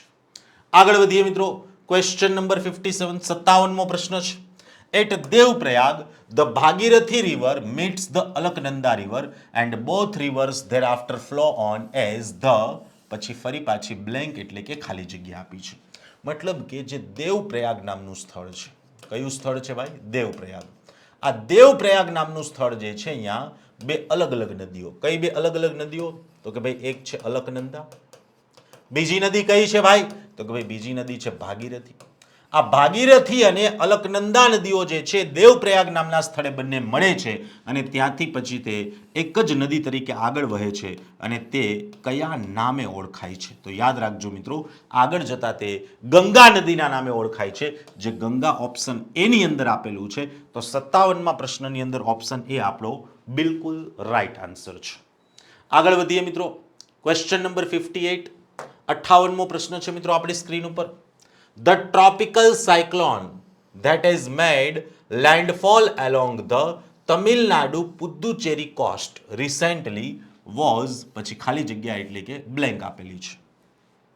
મતલબ કે આ એક કરંટ અફેર્સ વર્તમાન પ્રવાહનો પ્રશ્ન છે. એક ટ્રોપિકલ સાયક્લોન હતું કે જે તમિલનાડુ અને પુદુચેરી જે છે એમના દરિયા કિનારે ભટકાયું હતું. આ તમિલનાડુ અને પુદુચેરીના દરિયા કિનારે જે આ ટ્રોપિકલ સાયક્લોન ભટકાયું હતું એને આપણે કયા નામે ઓળખીએ છીએ? સાયક્લોન ગતિ એટલે કે ગતિ નામનું ચક્રવાત, એમ્ફન નામનું ચક્રવાત, નિસર્ગ નામનું ચક્રવાત કે પછી નિવાર નામનું ચક્રવાત? જો આ જે તે સમયનો કરંટ અફેર્સનો પ્રશ્ન છે. તો આના પરથી એક વસ્તુ આપણને સમજમાં આવી કે વર્ષ 2024નું જે હાઈકોર્ટ ડિવાઇએશનનું પેપર હશે એની અંદર પણ આપણને કરંટ અફેર્સમાંથી ચક્રવાતના પ્રશ્નો પૂછી શકે છે. તો મિત્રો એ હતું નિવાર નામનું સાયક્લોન એટલે કે નિવાર નામનું ચક્રવાત. આગળ વધીએ મિત્રો, ક્વેશ્ચન નંબર 59, 59મો પ્રશ્ન છે. કૃષ્ણ શબ્દની સાચી સંધિ ઓળખાવો. કૃષ્ણ શબ્દ પર ધ્યાન રાખજો, કૃષ્ણ. તો કૃષ્ણ શબ્દ જે છે એની સંધિ ખરેખર છૂટી પાડીએ તો કંઈક આ રીતે પડે, ક વત્તા ર વત્તા ઉ, કારણ કે ક્રુ બરાબર છે, કૃષ્ણ આ રીતે બને છે. ઓપ્શનમાં શું આપ્યું આપણને? ક્રુ વત્તા સણ, નહીં, આ ખોટી રીત છે. કૃષ્ણ વત્તા ન, તો આ તો કૃષ્ણ થઈ જાય, તો આ પણ ખોટું છે. ક્રુ વત્તા સન આ પણ ના આવે કારણ કે પાછળ સણ આવે છે, તો આ પણ ખોટું છે.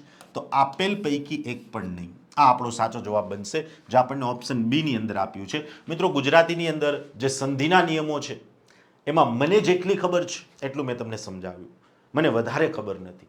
હું તમને ફરીથી કહું છું, અગાઉ પણ મેં તમને કહ્યું હતું કે આ પેપર સોલ્વ કરાવવા પાછળ મારો હેતુ માત્ર એટલો જ છે કે જેથી કરીને આપણને ખબર પડે, આપણને ખ્યાલ આવે કે વર્ષ 2024નું જે હાઈકોર્ટ ડિવાઇએશનનું પેપર હશે એમાં આપણને કયા પ્રકારના પ્રશ્નો પૂછી શકાય. તો યાદ રાખજો, 59મા નંબરના પ્રશ્નની અંદર ઓપ્શન બી આપેલ પૈકી એક પણ નહીં, આ આપણો સાચો જવાબ છે. આગળ વધીએ મિત્રો, ક્વેશ્ચન નંબર 60, 60મો પ્રશ્ન છે. Mac OS is an operating system used in Macintosh computer developed by ખાલી જગ્યા એટલે કે બ્લેન્ક. મેક ઓએસ નામની જે ઓપરેટિંગ સિસ્ટમ છે એ ઓપરેટિંગ સિસ્ટમ મેકિન્ટોશ કોમ્પ્યુટર જે છે કે જે કોના દ્વારા ડેવલપ થયું હતું એમાં ઉપયોગમાં લેવામાં આવી હતી. ટૂંકમાં આ મેકિન્ટોશ કોમ્પ્યુટર જે છે એ કોના દ્વારા ડેવલપ થયેલું છે? તો અલગ અલગ આપણને આઈટી કંપનીઓના નામ આપ્યા છે. ગૂગલ છે, માઇક્રોસોફ્ટ છે, હેવલેટ પેકાર્ડ છે અને એપલ છે. તો યાદ રાખજો, મેકિન્ટોશ કોમ્પ્યુટર સિસ્ટમ જે છે એ એપલ દ્વારા ડેવલપ કરવામાં આવી હતી. તો કોમ્પ્યુટરને લઈને કોમ્પ્યુટરના જીકેના આવા પ્રશ્નો પણ આપણને આવડવા જોઈએ. આગળ વધીએ મિત્રો, ક્વેશ્ચન નંબર 61, 61મો પ્રશ્ન છે મિત્રો આપણી સ્ક્રીન ઉપર. શું કહે છે question number 61? Youth, kindness, childhood are the examples of ખાલી જગ્યા, એટલે કે અહીંયા આપણને બ્લેન્ક આપી છે. તો યુથ, કાઇન્ડનેસ અને ચાઇલ્ડહુડ આ શેના એક્ઝામ્પલ છે, શેના ઉદાહરણો છે? યુથ એટલે કે ખરેખર એ યંગ શબ્દ પરથી ડિરાઈવ થયો છે, એબ્સ્ટ્રેક્ટ થયો છે. કાઇન્ડનેસ, કાઇન્ડ શબ્દ પરથી એબ્સ્ટ્રેક્ટ થયો છે. ચાઇલ્ડહુડ એ ચાઇલ્ડ શબ્દ પરથી એબ્સ્ટ્રેક્ટ થયો છે. તો આ બધા જ વર્ડ્સ, યુથ, કાઇન્ડનેસ, ચાઇલ્ડહુડ, આ બધા જ શબ્દો જે છે એ કયા પ્રકારના નાઉનના એક્ઝામ્પલ છે? આ બધા જ કેવા નામો છે? એબ્સ્ટ્રેક્ટ નાઉન છે, મતલબ કે ડિરાઈવ કરેલા, કોઈ શબ્દ પરથી તારવેલા નામો છે.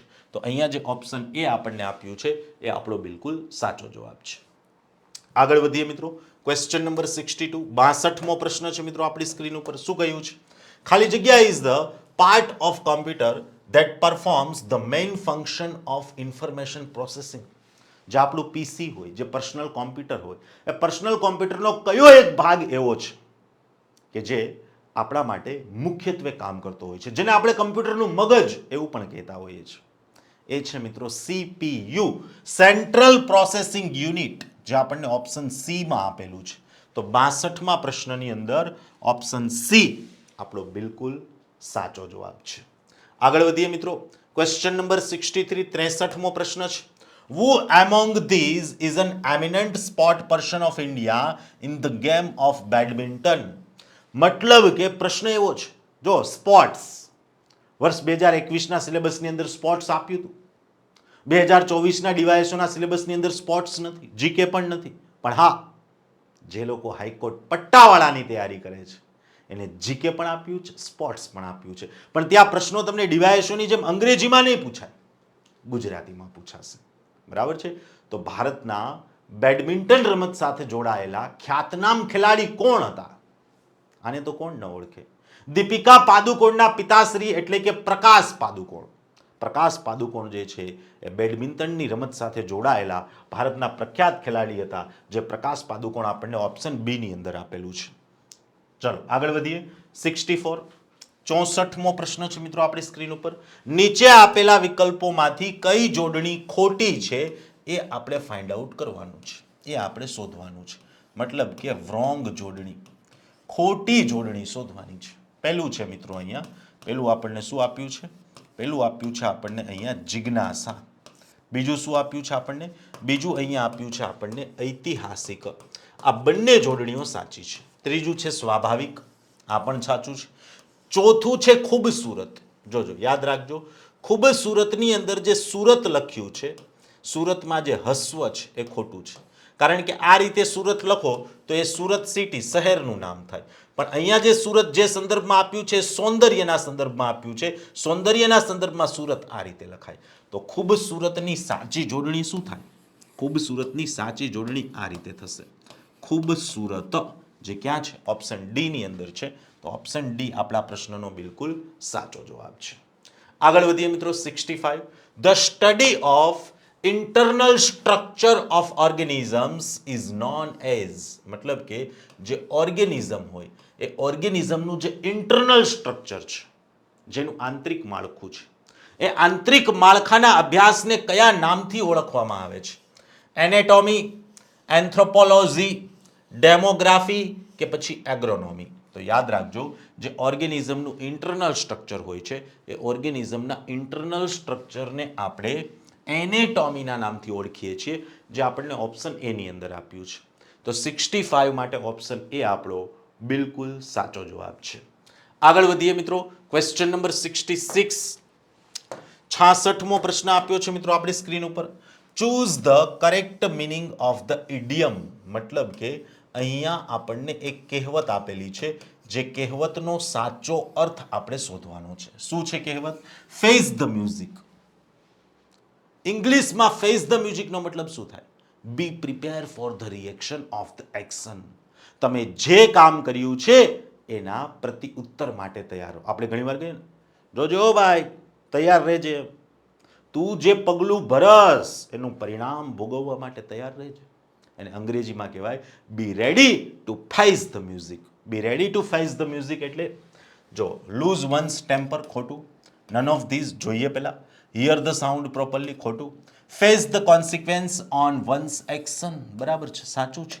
કોઈ વ્યક્તિએ કરેલા કર્મો જે છે એનું પરિણામ ભોગવવા માટે તૈયાર રહો, એને કહેવાય ફેસ ધ મ્યુઝિક. તો 66 માટે ઓપ્શન ડી આપણો બિલકુલ સાચો જવાબ છે. આગળ વધીએ મિત્રો. 67 રૂઢિપ્રયોગનો અર્થ આપો. રૂઢિપ્રયોગ શું છે? કબાડું કરવું. કબાડું કરવું એટલે શું? આ કબાડું કરવું એનો રૂઢિપ્રયોગનો અર્થ શું થાય? કબાડું કરવું એટલે યાદ રાખજો મિત્રો, નુકસાન કરવું. આપણે ઘણી વખત નથી કહેતા કે ભાઈ તે તો કબાડું કર્યું, એમ તો વાતનું વટામણ વાળી દીધું. જો કે વાતનું વટામણ વાળું એ પાછો થોડોક અલગ અર્થ છે, બરાબર? થોડોક નહીં, આખો વસ્તુ જ આખી અલગ છે. વાતનું વટામણ કરવું એ નુકસાન કરવું.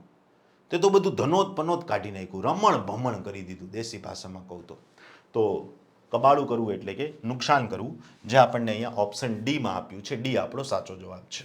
68 ખાલી જગ્યા season begins with the onset of the monsoon in June July. મતલબ કે ગુજરાતી કરું તો કંઈક આવું થશે. ચોમાસાની શરૂઆત સાથે. ચોમાસાની શરૂઆત સાથે ખેતીમાં કયો પાક, કઈ સિઝન, કઈ ઋતુની શરૂઆત થાય છે? જાયદ પાક તો કે ભાઈ નહીં. જાયદ પાક કોને કહેવાય? જે ઉનાળામાં લેવાતા હોય. ખરીફ પાક, યસ ડેફિનેટલી ચોમાસામાં જે લેવાય એને ખરીફ પાક કહેવાય. રબી તો કે ભાઈ શિયાળામાં જે પાક લેવામાં આવતા હોય એને રબી પાક કહેવાય. તો રબી પણ ના આવે, નન ઓફ ધીસ પણ ના આવે, જાયદ પણ ના આવે. સાચો ઓપ્શન છે આપણો ઓપ્શન સી, ખરીફ પાકો. તો 68માં પ્રશ્ન માટે ઓપ્શન સી આપણો બિલકુલ સાચો જવાબ બને છે. આગળ વધીએ મિત્રો. 69 ગુજારે જે સિરે તારે જગતનો નાથ તે સહેજે. આ એક કયો છંદ છે? જો 2021ના સિલેબસમાં પણ ગુજરાતી ગ્રામર હતું અને 2024ના સિલેબસમાં પણ ગુજરાતી ગ્રામર છે. અમે તમને ઘણીવાર આખા વિડીયોમાં કહ્યું એ જ રીતે ફરીથી કહું છું કે મને ગુજરાતી ગ્રામરનું એટલું બધું જ્ઞાન નથી. જેટલું આવડે છે એટલું હું તમને સમજાવું છું. પણ મારો હેતુ આ વિડીયો બનાવવાનો માત્ર એટલો જ છે કે આપણને ખબર પડે. 2021ના સિલેબસમાં ગુજરાતી ગ્રામર હતું, 2024માં પણ ગુજરાતી ગ્રામર છે. તો ગુજરાતી ગ્રામરના કયા ટોપિક્સ, કયા મુદ્દાઓ જે છે એ આપણને એક્ઝામની અંદર પૂછાય છે. તો કે ભાઈ છંદ પણ પૂછાણા, સંધિ પણ પૂછાણી, જોડણી પણ પૂછાણી, કહેવતો પણ પૂછાણા, રૂઢિપ્રયોગો પણ પૂછાણા. આ બધી જ વસ્તુ આખું ગુજરાતી ગ્રામર આપણે કરી નાખવાનું છે. અલંકાર પણ પૂછાણા, નિપાત પણ પૂછાણા, સંજ્ઞાવાચક શબ્દો પણ પૂછાણા, બરાબર છે, સંયોજકો પણ પૂછાણા. તો આખું ગુજરાતી ગ્રામર કરવાનું છે. તો મિત્રો આ પ્રશ્નનો જવાબ છે, આ એક હરિગીત છંદ છે. તો છંદ તમારે તૈયાર કરવાના રહેશે. આગળ વધીએ મિત્રો. ક્વેશ્ચન નંબર 70, 70મો પ્રશ્ન છે. Who asserted Swaraj is my birthright and I shall have it. મતલબ કે સ્વરાજ એ મારો જન્મસિદ્ધ અધિકાર છે. સ્વરાજ એ મારો જન્મસિદ્ધ અધિકાર છે અને હું તે મેળવીને જ જંપીશ. અને હું તે મેળવીને જ જંપીશ. મતલબ કે સ્વરાજ તો હું લઈને જ રહીશ. આ વાક્ય કોણે કહ્યું હતું? આ વાક્ય કોણે આપ્યું હતું? Swaraj is my birthright and I shall have it. યાદ રાખજો મિત્રો, આ વાક્ય જે છે એ બાળ ગંગાધર ટિળકનું છે, જે ઓપ્શન ડી ની અંદર આપેલું છે આપણને. તો 70મા પ્રશ્ન માટે ઓપ્શન ડી આપણો બિલકુલ સાચો જવાબ છે. આગળ વધીએ મિત્રો. 71મો પ્રશ્ન છે. બ્લડ કોન્સ્ટિટ્યુટ્સ ખાલી જગ્યા percentage of the plasma and ખાલી જગ્યા percentage of the blood cells. જે આપણું લોહી હોય એ લોહીની અંદર પ્લાઝમા કેટલા ટકા હોય, પ્લાઝમા કેટલા ટકા હોય, અને જે બ્લડ સેલ્સ કે જેને આપણે ગુજરાતીમાં રક્ત કણો એવું કહીએ છીએ, આ રક્ત કણો કેટલા ટકા હોય. તો યાદ રાખજો, જે આપણું બ્લડ છે એની અંદર 55% પ્લાઝમા હોય છે અને 45% બ્લડ સેલ્સ એટલે કે રક્ત કણો હોય છે. તો 71મા પ્રશ્નની અંદર ઓપ્શન સી આપણો બિલકુલ સાચો જવાબ છે. આગળ વધીએ મિત્રો. 72, 72મો પ્રશ્ન છે. ખાલી જગ્યા was the first women president of India. ભારતના પ્રથમ મહિલા રાષ્ટ્રપતિ કોણ હતા? યાદ રાખજો મિત્રો.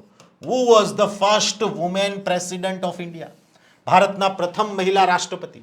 તો યાદ રાખજો, ભારતના પ્રથમ મહિલા રાષ્ટ્રપતિ તરીકે પ્રતિભા દેવીસિંહ પાટીલ હતા. કોણ હતા મિત્રો? પ્રતિભા દેવીસિંહ પાટીલ. એવું પૂછે કે ભારતના બીજા મહિલા રાષ્ટ્રપતિ કોણ હતા?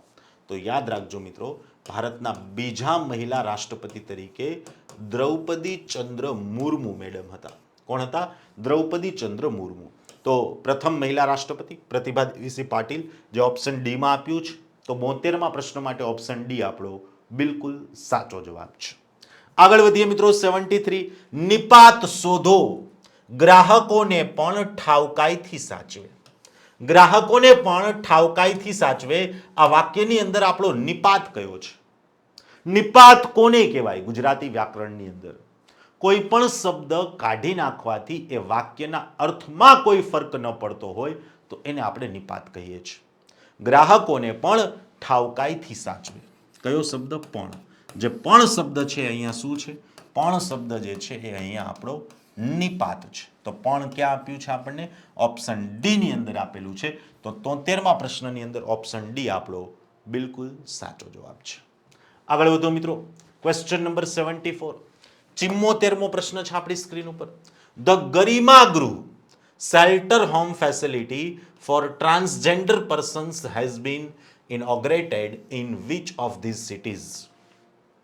ગરિમા ગૃહ કે જે ટ્રાન્સજેન્ડર માટેનું એક આશ્રય સ્થાન છે.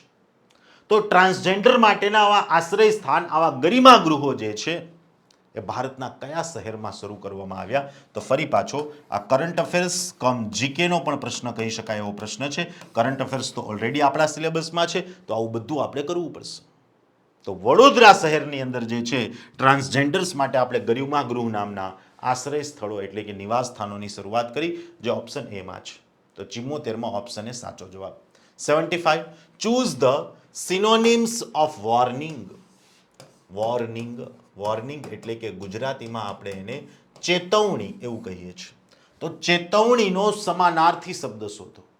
વોર્નિંગનો સમાનાર્થી શબ્દ શોધો. કિબલ, ક્વિબલ ના આવે. એડમોનિશન, ડેફિનેટલી એડમોનિશન જે છે એ ચેતવણીનો જ સમાનાર્થી શબ્દ છે. રિસ્કિંગ, રિસ્કિંગ એટલે તો જોખમી થાય, તો આ પણ નહીં આવે. જીલસ, જીલસ એટલે કે બળતરા. આપણે ઘણી વખત કહીએ ને કે ભાઈ તને શેની જેલેસી થાય છે આટલી બધી, તું મારા કામથી કેમ બળે છે, તો એ પણ નહીં આવે.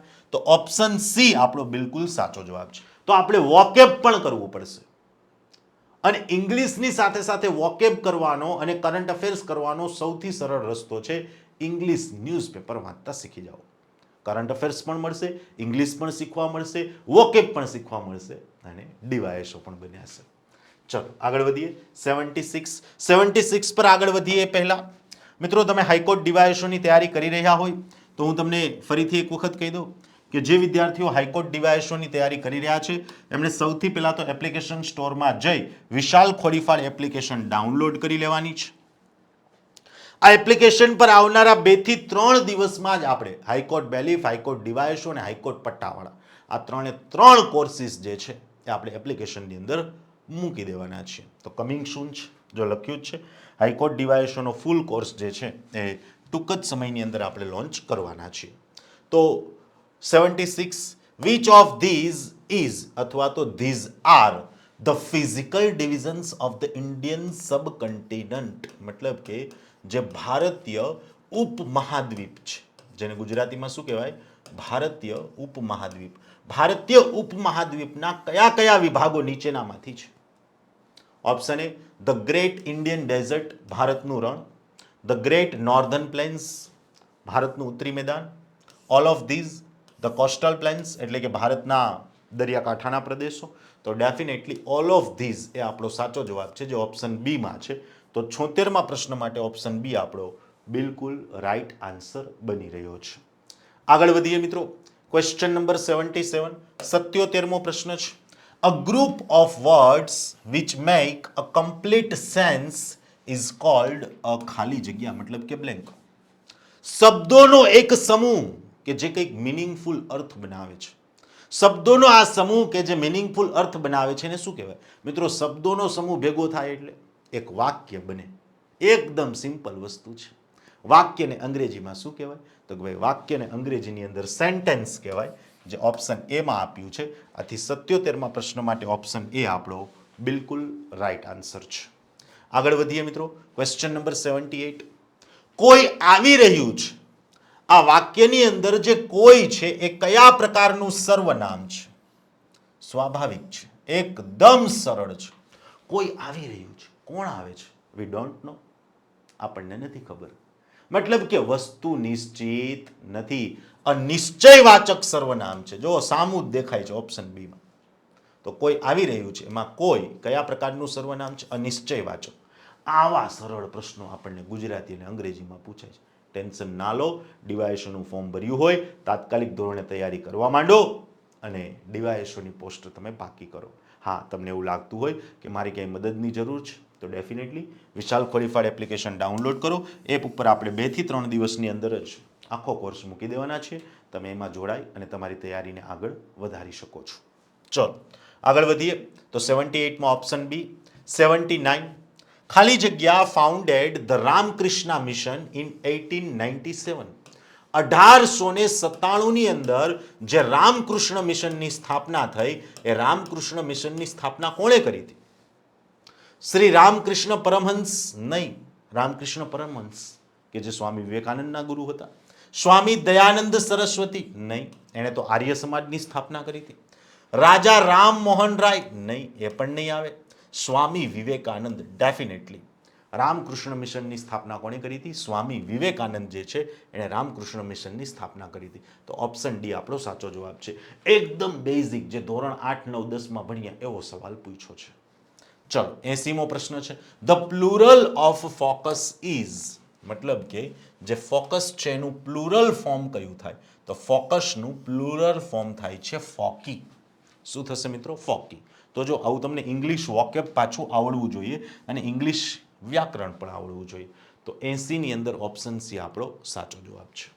ચલો આગળ વધીએ મિત્રો. 81 ઇન ધ યર 1492, મતલબ કે 1492 પછી બ્લેન્ક ખાલી જગ્યા sailed on his first expedition to the West Indies which later led to the discovery of America. કોણે પશ્ચિમી ભારતીય જે સમુદ્ર છે એને ખેડ્યો હતો અને અમેરિકા નામનો જે ખંડ છે, અમેરિકા નામના ખંડની શોધ કરી હતી? તો યાદ રાખજો મિત્રો, ક્રિસ્ટોફર કોલંબસ. ક્રિસ્ટોફર કોલંબસ જે છે એને પશ્ચિમી ભારત સમુદ્ર તરફ ખેડાણ કર્યું અને એમને કયો ખંડ પ્રાપ્ત થયો? એમને અમેરિકા ખંડ મળ્યો. તો ઓપ્શન એ આપણો બિલકુલ સાચો જવાબ છે. આગળ વધીએ મિત્રો. 82 82મો પ્રશ્ન છે. હવે અહીંયા આપણને મેથ્સનો પ્રશ્ન આપ્યો છે. At present the ratio between the ages of Arun and Deepak is 4:3. મતલબ કે અરુણ અને દીપકની ઉંમર જે છે એમનો રેશિયો કેટલો છે? 4:3 છે. After 6 years Arun's age will be 26. 6 વર્ષ પછી અરુણની ઉંમર 26 વર્ષ થશે. એટલે a+26 ઇઝ ઇક્વલ ટુ 26. તો a ઇઝ ઇક્વલ ટુ 20. હવે શું પૂછ્યું? What is the age of Deepak as present? તો ડી શોધવાનો છે. એકદમ સરળ છે, એ તો મળી ગયો. આ સમીકરણની અંદર મૂકી દો. અહીંયા 20 મૂકો, એના છેદમાં ડી મૂકો, ઇઝ ઇક્વલ ટુ 4/3 મૂકો. તો D is equal to 3 × 20 divide by 4. 4 5s are 20. તો D ઇઝ ઇક્વલ ટુ 15. મતલબ કે દીપકની ઉંમર હાલની તકે કેટલા વર્ષની હશે? હાલની તકે દીપકની ઉંમર 15 years એટલે કે 15 વર્ષની હશે. તો 82માં પ્રશ્નની અંદર જે ઓપ્શન સી છે એ આપણો બિલકુલ સાચો જવાબ છે. આગળ વધીએ મિત્રો. 83 83મો પ્રશ્ન છે. જે ધ્વનિઓનો કોઈ પણ બીજા ધ્વનિની સહાયતા વિના ઉચ્ચાર થઈ શકે તેને શું કહેવાય? એવી ધ્વનિઓ કે જેનું ઉચ્ચારણ કરવા માટે કોઈ બીજા ધ્વનિનો સહારો જોઈતો નથી. આ પ્રકારની ધ્વનિઓને શું કહેવાય? જે ધ્વનિનું ઉચ્ચારણ કરવા માટે કોઈ બીજા ધ્વનિનો સહારો નથી જોઈતો એને આપણે સ્વર કહીએ છીએ. શું કહીએ છીએ ભાઈ? સ્વર. જે ક્યાં આપ્યું છે? ઓપ્શન એ ની અંદર આપ્યું છે. તો 83માં પ્રશ્નની અંદર ઓપ્શન એ આપણો બિલકુલ સાચો જવાબ છે. આગળ વધીએ મિત્રો. Question number 84. 84મો પ્રશ્ન આપણી સ્ક્રીન ઉપર આપ્યો છે ભાઈ. Arrange the given words in a meaningful order. અહીંયા આપણને જે શબ્દો આપ્યા છે, જે વર્ડ્સ આપ્યા છે એને આપણે યોગ્ય ક્રમની અંદર ગોઠવવાના છે. Number 1 infant. ઇન્ફન્ટ એટલે તાજું જન્મેલું બાળક, બિલકુલ સાચું છે. તો પહેલા નંબરે 1 આવશે. તો 1 નો આવતું હોય એ વિકલ્પ એમનેમ જતા રહે. એડોલેસન્ટ. એડોલેસન્ટ પહેલા ન આવે. ઇન્ફન્ટ પછી ચાઇલ્ડ વાળી અવસ્થા આવે. તો ચાઇલ્ડ ક્યાં આપ્યું? 3 નંબરમાં આપ્યું. તો 1 પછી 3 આવે. 1 પછી 3 એક જ ઓપ્શનમાં છે, ઓપ્શન ડી. અહીંયાથી જ મળી ગયું આપણને જવાબ. ઓપ્શન ડી આપણો સાચો જવાબ છે. 1 3 2 5 4 મતલબ કે કંઈક આ રીતે ક્રમ બનશે. સૌથી પહેલા તાજું જન્મેલું બાળક એટલે કે ઇન્ફન્ટ આવે. પછી ચાઇલ્ડ એટલે કે બાલ્યાવસ્થા આવે. ત્યાર પછી 2 નંબર પર એડોલેસન્ટ. એડોલેસન્ટ એટલે કે તરુણ અવસ્થા આવે. ત્યાર પછી એડલ્ટ એટલે કે પુખ્ત અવસ્થા આવે અને ત્યાર પછી ઓલ્ડ એટલે કે વૃદ્ધ અવસ્થા આવે. તો આ રીતે 1 3 2 5 4 ઓપ્શન ડી આપણો સાચો જવાબ બને છે. આગળ વધીએ મિત્રો. 85 ખાલી જગ્યા is one of the 7 wonders of the medieval world. જે દુનિયા છે એ દુનિયાની જે અલગ અલગ 7 અજાયબીઓ છે, આ 7 અજાયબીઓમાંની કઈ એક અજાયબી છે? લીનિંગ ટાવર ઓફ પીઝા, પીઝાનો ઢળતો મિનારો. Place of the queen of England, ખોટું. મહારાણીનો પેલેસ ઇંગ્લેન્ડનો, નહીં. પાર્લામેન્ટ ઓફ ફ્રાન્સ, નહીં. નન ઓફ ધીઝ પણ ના આવે, કારણ કે પીઝાનો ઢળતો મિનારો એ 7 અજાયબીઓમાંની એક અજાયબી છે. તો ઓપ્શન એ આપણો બિલકુલ સાચો જવાબ બની રહ્યો છે. ચલો આગળ વધીએ મિત્રો. ક્વેશ્ચન નંબર 86, 86મો પ્રશ્ન છે. The process of digestion starting from the mouth where the teeth crush and chew the food is called the ખાલી જગ્યા ઓફ ધ ફૂડ. મતલબ કે આપણા મોઢાની અંદર ખોરાકને મૂકી દાંત વડે ચાવવાથી લઈને પેટમાં જે પાચન કરવાની પ્રક્રિયા છે ત્યાં સુધીની જે સમગ્રલક્ષી જે પ્રક્રિયા છે એ સમગ્રલક્ષી પ્રક્રિયાને આપણે કયા નામથી ઓળખીએ છીએ? તો યાદ રાખજો મિત્રો, મેસ્ટિકેશન. આ સમગ્ર પ્રક્રિયાને આપણે મેસ્ટિકેશન કહીએ છીએ, જે આપણને ઓપ્શન સી ની અંદર આપેલું છે. તો 86મા પ્રશ્નની અંદર ઓપ્શન સી આપણો બિલકુલ સાચો જવાબ છે. આગળ વધીએ મિત્રો. ક્વેશ્ચન નંબર 87, 87મો પ્રશ્ન છે. Mahatma Gandhi was Born on, પછી બ્લેન્ક, ખાલી જગ્યા આપી છે. મહાત્મા ગાંધીનો જન્મ ક્યારે થયો હતો? તો યાદ રાખજો, મહાત્મા ગાંધીનો જન્મ 2 ઓક્ટોબર 1869, 2 ઓક્ટોબર 1869 ના રોજ મહાત્મા ગાંધીનો જન્મ થયો હતો, જે આપણને ઓપ્શન બી ની અંદર આપેલું છે. તો અહીંયા 87મા પ્રશ્ન માટે ઓપ્શન બી આપણો બિલકુલ સાચો જવાબ છે. આગળ વધીએ મિત્રો. 88, give one word substitution for a war of religion. a war of religion એટલે કે ગુજરાતીમાં આપણે એને ધર્મનું યુદ્ધ એવું કહીએ છીએ. ધર્મનું યુદ્ધ, a war of religion. એના માટે એક શબ્દ આપો, one word substitution. એમ્પિરિક, કોક્વિટ, ફેલેસી કે પછી ક્રુસેડ. યાદ રાખજો, ધર્મનું યુદ્ધ જે છે કે જેને આપણે ધર્મ યુદ્ધ એવું પણ કહી શકીએ, એને અંગ્રેજીની અંદર ક્રુસેડ કહેવાય છે, જે ઓપ્શન ડી માં છે. તો 88મા પ્રશ્નની અંદર ઓપ્શન ડી આપણો બિલકુલ સાચો જવાબ છે. આગળ વધીએ મિત્રો. 89, 89મો પ્રશ્ન છે. શું તમારી બહાદુરી ઉંદર જોઈને નાઠા? આ અલંકારનો પ્રકાર જણાવો. હમણાં જ મેં તમને કીધું કે ગુજરાતી ગ્રામરની અંદર તમને અલંકાર પણ પૂછશે. હવે આ અલંકાર તો આપણે ધોરણ 8, 9, 10 ની અંદર ચાવી નાખ્યો, ચવાઈ ગયો છે. શું તમારી બહાદુરી ઉંદર જોઈને નાઠા? મતલબ પહેલા આપણે એવું કીધું, શું તમારી બહાદુરી, વખાણ કર્યા, પાછળ એ જ વ્યક્તિને આપણે નબળો બતાવ્યો. ઉંદર જોઈને નાઠા, ઉંદર જોઈને નાસી ગયા તમે, વાહ તમારી બહાદુરી કેવી છે. બરાબર છે. મતલબ કે અહીંયા આપણે વ્યાજ સ્તુતિ અલંકાર કહીએ છીએ. પહેલા આપણે વખાણ કર્યા ને એ જ વખાણમાં એની નિંદા કરી, એટલે વ્યાજ સ્તુતિ અલંકાર. 89 ની અંદર બી આપણો સાચો જવાબ છે. આગળ વધીએ મિત્રો. 90મો પ્રશ્ન છે. સંધિ છોડો ઉચ્છૃંખલ, ઉત્તશૃંખલ આવું પણ કહી શકાય. મતલબ કે ઉ પછી ત ખોડો વત્તા શૃંખલ, આ રીતે સંધિ છૂટી પડશે. હવે જુઓ, પહેલા તો ઉત્ત ક્યાં આપેલું છે? અહીંયા ઉચ્ચ આપ્યું છે એટલે આ ના આવે. ઉત્તની અંદર અહીંયા આખો ઉ, ઉટનો ઉ આપ્યો છે એટલે આ પણ ના આવે. અહીંયા ત ખોડો નથી આપ્યો એટલે આ પણ ના આવે. ઓપ્શન સી ની અંદર આવી સંધિ આપી છે, ઉત્ત વત્તા શૃંખલ. તો 90મા પ્રશ્નની અંદર ઓપ્શન સી આપણો બિલકુલ સાચો જવાબ છે. આગળ વધીએ મિત્રો. Question number 91, Africa is called the cradle of human biology, cradle of radioactive material, cradle of science and cradle of humankind. માનવ જાત માટેનો ગઢ, માનવ જાત માટેનું ઘોડિયું. તો આફ્રિકા જે છે એ માનવ જાત માટે પ્રખ્યાત છે. Cradle of the human kind, એને આપણે માનવ જાતનું પારણું એવું પણ કહી શકીએ, જે આપણને ઓપ્શન ડી ની અંદર આપ્યું છે. તો ઓપ્શન ડી આપણો બિલકુલ સાચો જવાબ છે. આગળ વધીએ મિત્રો. 92, ઓ Hamlet thou hast cleft my heart in twain, identify the figure of the speech. ફરીથી વાત એવી જ છે, ઇંગ્લિશ ગ્રામરમાં જ્યાં મને ખબર પડે છે ત્યાં મેં તમને બધી જગ્યાએ સમજાવ્યું છે. નથી ખબર પડતી ત્યાં સમજાવ્યું જ નથી મેં તમને, કારણ કે ખોટી માહિતી આપવાનો કોઈ અર્થ નથી. ફરીથી કહું, આપણા વિડીયોનો હેતુ માત્ર એટલો છે કે હું તમને એટલું સમજાવી શકું કે આપણને આવો સિલેબસ આપ્યો હતો તો આવા પ્રશ્નો પૂછ્યા હતા, એ સિલેબસના અમુક ટોપિક આપણને 2024માં ફરીથી રિપીટ કર્યા છે, તો એમાં કેવા પ્રશ્નો પૂછી શકે. તો કોર્સમાં ઇંગ્લિશ ગ્રામર, ગુજરાતી ગ્રામર હું નથી ભણાવવાનું, એના માટે આપણી પાસે એક્સપર્ટ ફેકલ્ટી છે, એ તમને ભણાવશે. બરાબર છે. તો અહીંયા આપણને આ સ્પીચમાંથી ફિગર ઓળખવાની કીધી છે. ખરેખર અહીંયા જવાબ હાઇપરબોલ આવે છે. એ તમે કોર્સની અંદર ઇંગ્લિશ ગ્રામરના સર તમને જે ભણાવશે એમાં તમને આખો ટોપિક ભણાવી દેશે. આગળ વધીએ મિત્રો. 93, the book my journey transforming dreams into action was written by. મારી યાત્રા મારા સ્વપ્નાઓને હકીકતમાં પરિવર્તિત કરતી. મારી યાત્રા મારા સ્વપ્નાઓને હકીકતમાં પરિવર્તિત કરતી. આ બુક કોણે લખી? ભારતના એક મહાનતમ રાષ્ટ્રપતિ થઈ ગયા એપીજે અબ્દુલ કલામ સાહેબ. એની જ એક બીજી બુક છે જેનું નામ છે wings of fire. Wings of fire, કે જેને આપણે ગુજરાતીમાં અગન પંખના નામથી પણ ઓળખીએ છીએ. ડોક્ટર એપીજે અબ્દુલ કલામ સાહેબની આ બુક છે. 93ની અંદર ઓપ્શન સી આપણો સાચો જવાબ છે.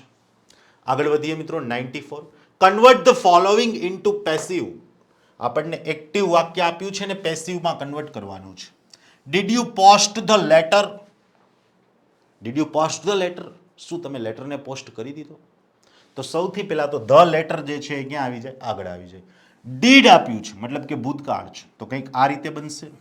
વોઝ ધ લેટર, પોસ્ટનું પોસ્ટેડ થઈ જશે, પોસ્ટેડ બાય યુ.